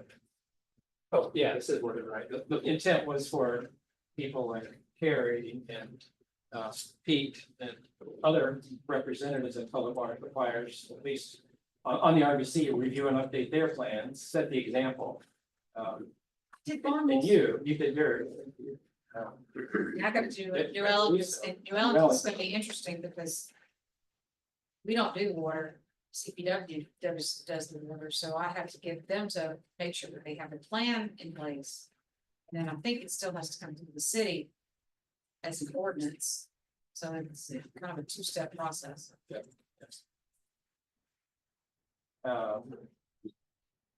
So let's see, that was the first one, public suppliers on the RBC review and updates, public suppliers on RBC consider way to incorporate RBC drought management recommendations to their drought plans. But we had specific recommendations that necessarily need to be incorporated into your drought plans. Okay, what those were. And then public suppliers share updates to drought management plans to the CO. What we don't have in there is for you all to do outreach to other utilities that aren't on the RBC in your basin to encourage them to update their plans. Do you want to add that or? Soap shop, yeah. I mean, it's a fair statement, actually. They do already, so might be just redundant. Feel it's needed. Well, I think part of the drought we need to do is try and work on that as well, so. There you go. ES lobby, state funding supports review and update of drought management plans by water utilities, such as small utilities, with less financial and technical resources. We identified that as a strategy. We recognize that it's hard for small utilities to update their drought plans sometimes. The strat or the actions there would be to help them identify what funding might be needed, then communicate that funding to the legislature. Did you add DNR to that? Yep, this client office is in DNR, so.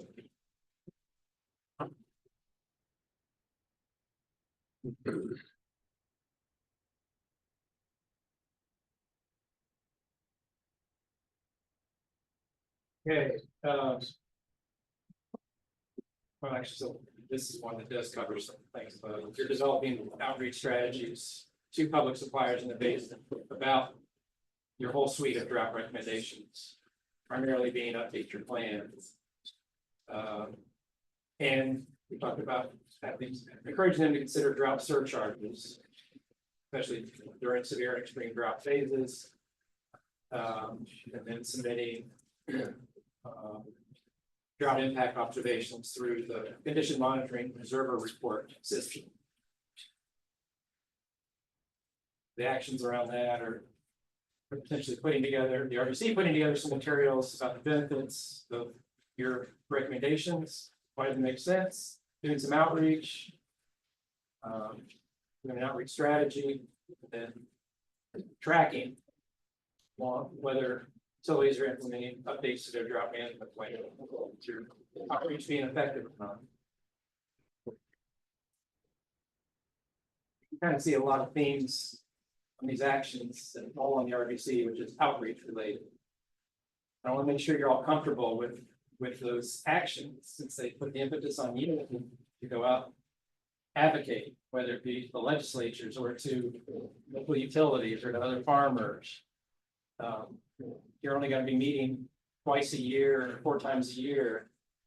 You want that responsibility to advocate. Just ask them a question. I don't want to put in your implementation plan if you don't think it's going to happen realistically. Honestly, I'm sitting here looking at this implementation plan and thinking about us as a group of volunteers and wondering, why are we creating an implementation plan that to me doesn't look very implement. I mean, really, Yeah, well, that's a fair statement. That's why I'm asking the question. It was encouraging that DES would have a coordinator for RBC assigned or, but I mean, this is not, I mean, it's a lot. Yeah, I mean, a good example is the Catawba Wateree, right? They've got a lot more funding because Duke Energy provides a lot of the funding. And then a lot of the major water users provide funding.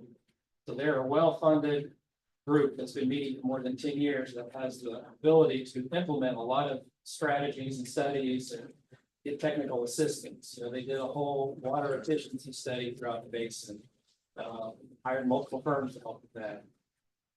So if you really want an implementation plan that you can implement, you probably need support, whether it be from DES directly or DES funding to hire somebody. I'm not trying to advocate, you know, for my profession, but the reality is that, yeah, as volunteers, you're not going to be able to do a lot of that. Even just the education and outreach part it's difficult to do because you have regular jobs. So we have to think realistically of what could you do as part of your implementation plan, assuming that you're going to get little to no funding. What would you be willing to do? Establish all 7. There's 7 different aspects. Yeah. Yeah, but it's just, that's just the way these river basin councils are that maybe have legislative funding. The Georgia regional councils are kind of the same way. They've continued to meet and they've continued to do implementation, but their funding is limited as is their participation. So they can only do as much as their funding allows.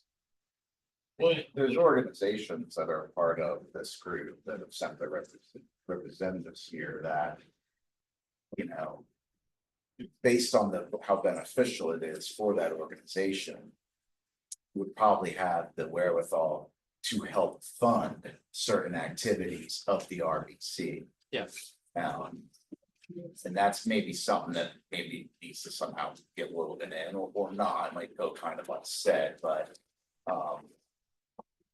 you know, certain advocacy that those organizations think should take place, it being done, you know, on behalf of things by something like the RBC has power to it. And then thereby those organizations might be willing to help fund someone like a John or to get something done or to get something written or to, you know. Yeah. I mostly volunteer in the Beaver Jasper Water too. But then, you know, I mean, in all seriousness, you know, the different municipalities, the counties that are part of this, you know. Yeah. In the broad, topics. yeah, well, in the broad, there's been some discussion around that, and Spartanburg Water has started to fund some of their implementation activities on their own as they deal more directly with their own reservoirs. But it has benefit to other water users in their basin as well.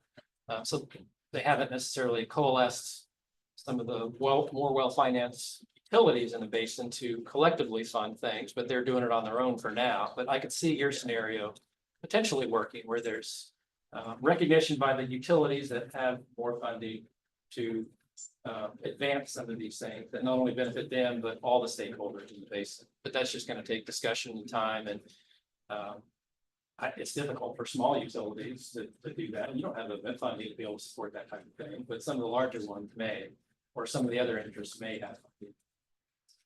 What was that? Don't let them off. Don't let them off the hook. No, that really, I mean, that is, I think, a serious thing, you know, because some of these organizations are put upon to, well, what are you doing to help something regionally? Or if we're gonna be effective, what can we do? Yeah. Well, here's this whole set of things we talked about, and it might take some money to make something happen. What, you know, what are you looking to help? Right. I think it's a serious thing, you know, if we're talking about 5 years from now.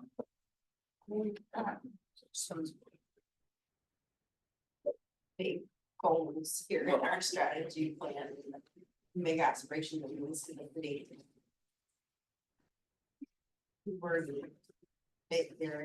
If we're expected to be able to fulfill all of these strategies or implement them as the RBC ourselves, I mean, that's obviously not feasible economically. So some of these entities we represent, either going to have to put up or provide some talented members of their corporations or some of the stakeholders that they represent. Their time, their talent, their treasure. Implement the strategy. Yes. On the ag side, Farm Bureau already has lobbying. They do advocate and, there's a process to submit your talking points to get it on the docket for the the talking points for the lobbyists. And really, it would, Farm Bureau is they're already getting paid to do it. You're just getting your points in there. And a lot of the recreation to ag is gonna roll into what Farm Bureau would be willing to advocate for. So that would be a vehicle and probably the small utilities. But Farm Bureau may be willing to go that route. Also because so much of the membership is there. And then we're not, it doesn't cost us anything. We just have to go to Farm Bureau meetings and get them, advocate for our point to be made. Let's see World Water. Exactly. That's it. Because really, I can't do it. Yeah. Seven fishermen I know. So get out some spots. I mean, that spends hours and hours doing 2-page flyers, so that there's some people to get stuff in front of them. That's something. Personally, I don't mind. Sometimes the Farm Bureau to ask them to spend some time. Okay. Lobby. I'm not single handed to headway that. So think more about that big picture question, or are you potentially biting off more than you can chew, or do you want to shoot for the stars and can't implement some of this stuff because of lack of funding or resources? Can't implement. Maybe it's part of your plan, but did what you could. I guess think about how you want to approach this. Do you want to shoot for the stars? We have to decide. When do you have to decide? Well, think about it over the next month. What I'd like to do at the next meeting is finalize the implementation plan. We've gone through it all. But think about that big picture question, attempting to accomplish too much. Your implementation plan looks pretty similar to what the other RBCs have agreed to. Can I ask for a suggestion? Yeah. Why don't I suggest we all say what we are willing to do as individuals.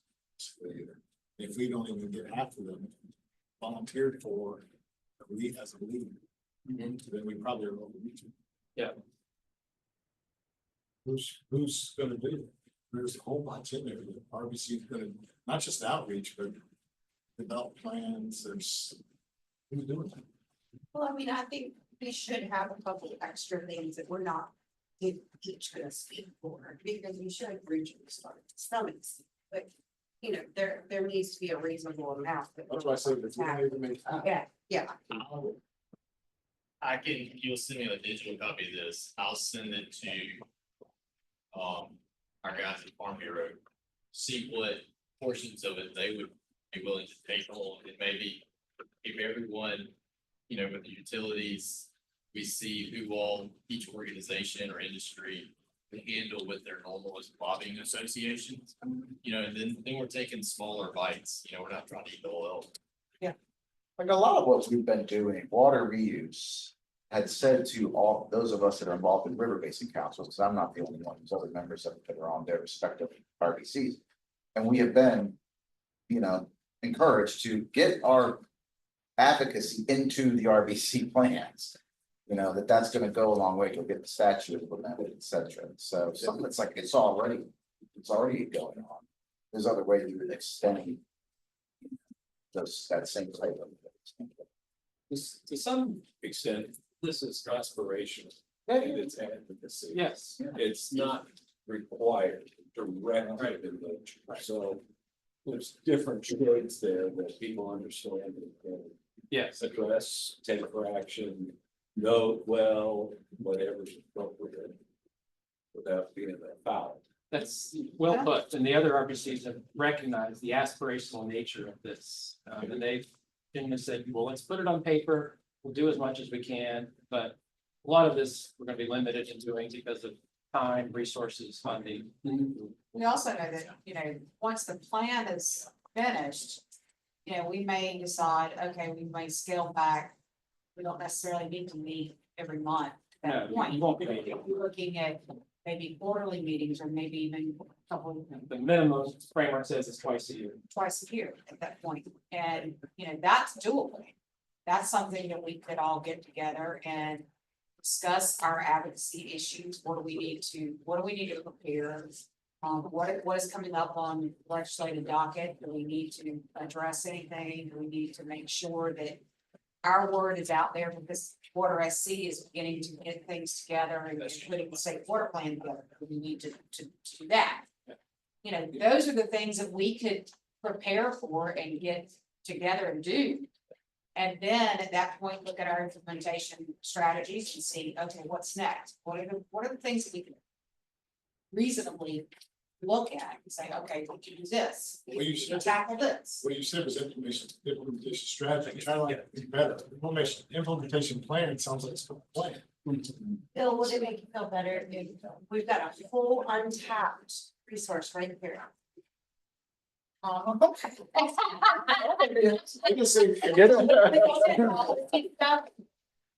Lily Langlois.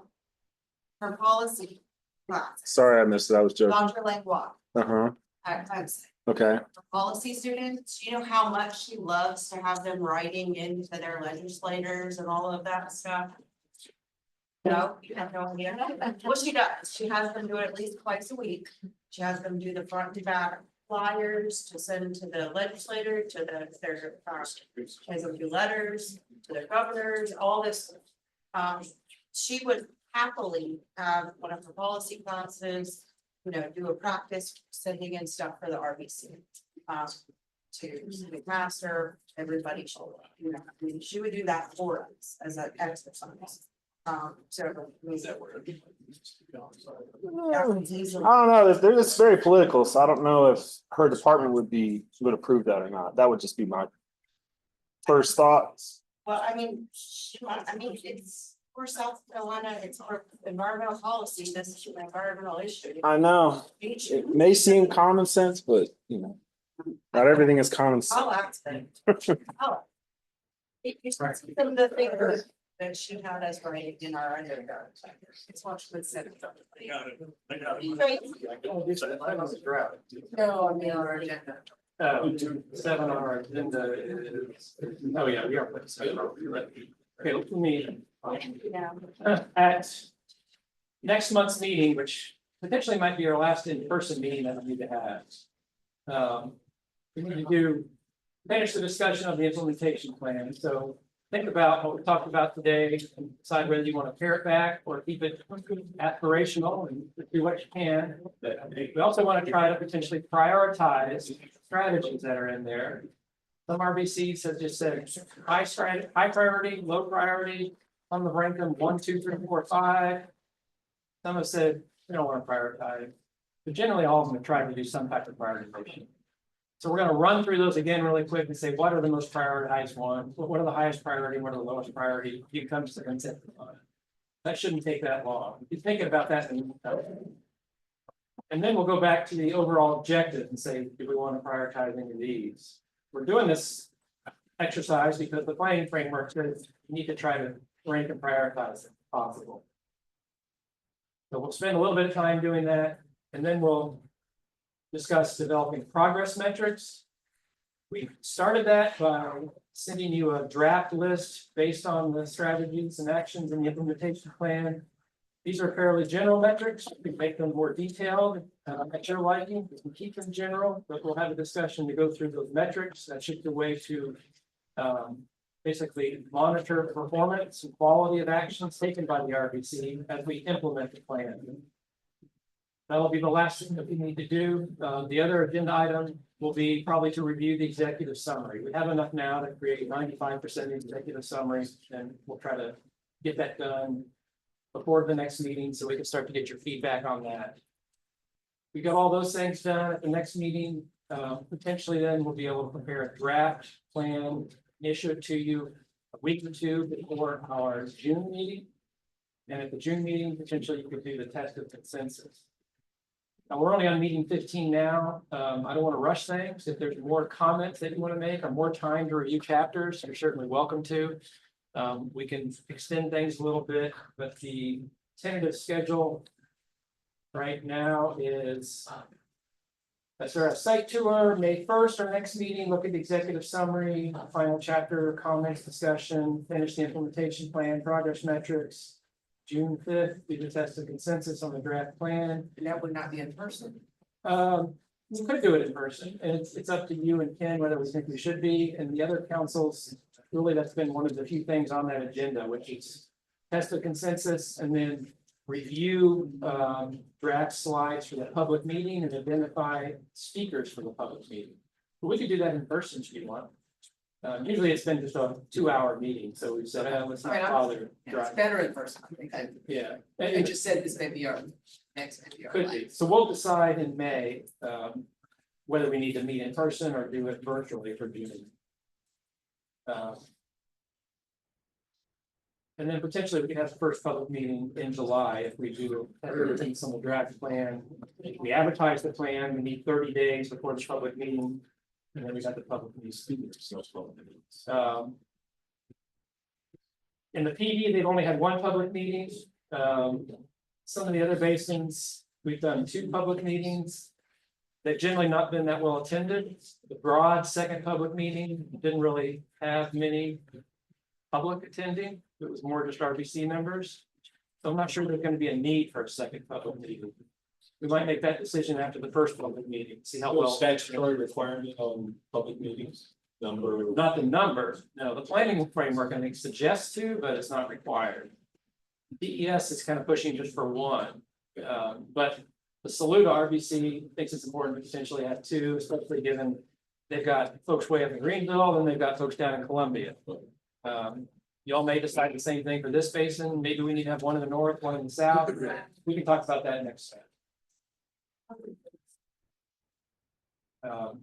In the broad, they did 1 out in Spartanburg and 1 down in Columbia. The 1 in Spartanburg was pretty well attended. Second one in Columbia with the final plan was not well attended. It is what it is. Hey, John. Jeff, before he left, said he extended the opportunity to register until next Tuesday. He sent us the registration link guide and presentation. Okay, great. So You have until next Tuesday to register. yeah, if you are currently registered for the tour, you have until next Tuesday. Other than that, I think we'll see everybody no later than 9:30. That's on April 22nd. Registered to attend. I'll send that agenda out. And the revised. Karen, anything else you want to say before we play that?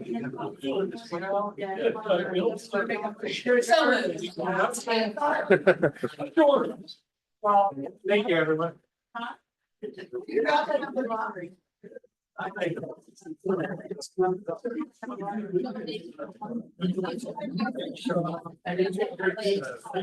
Yeah.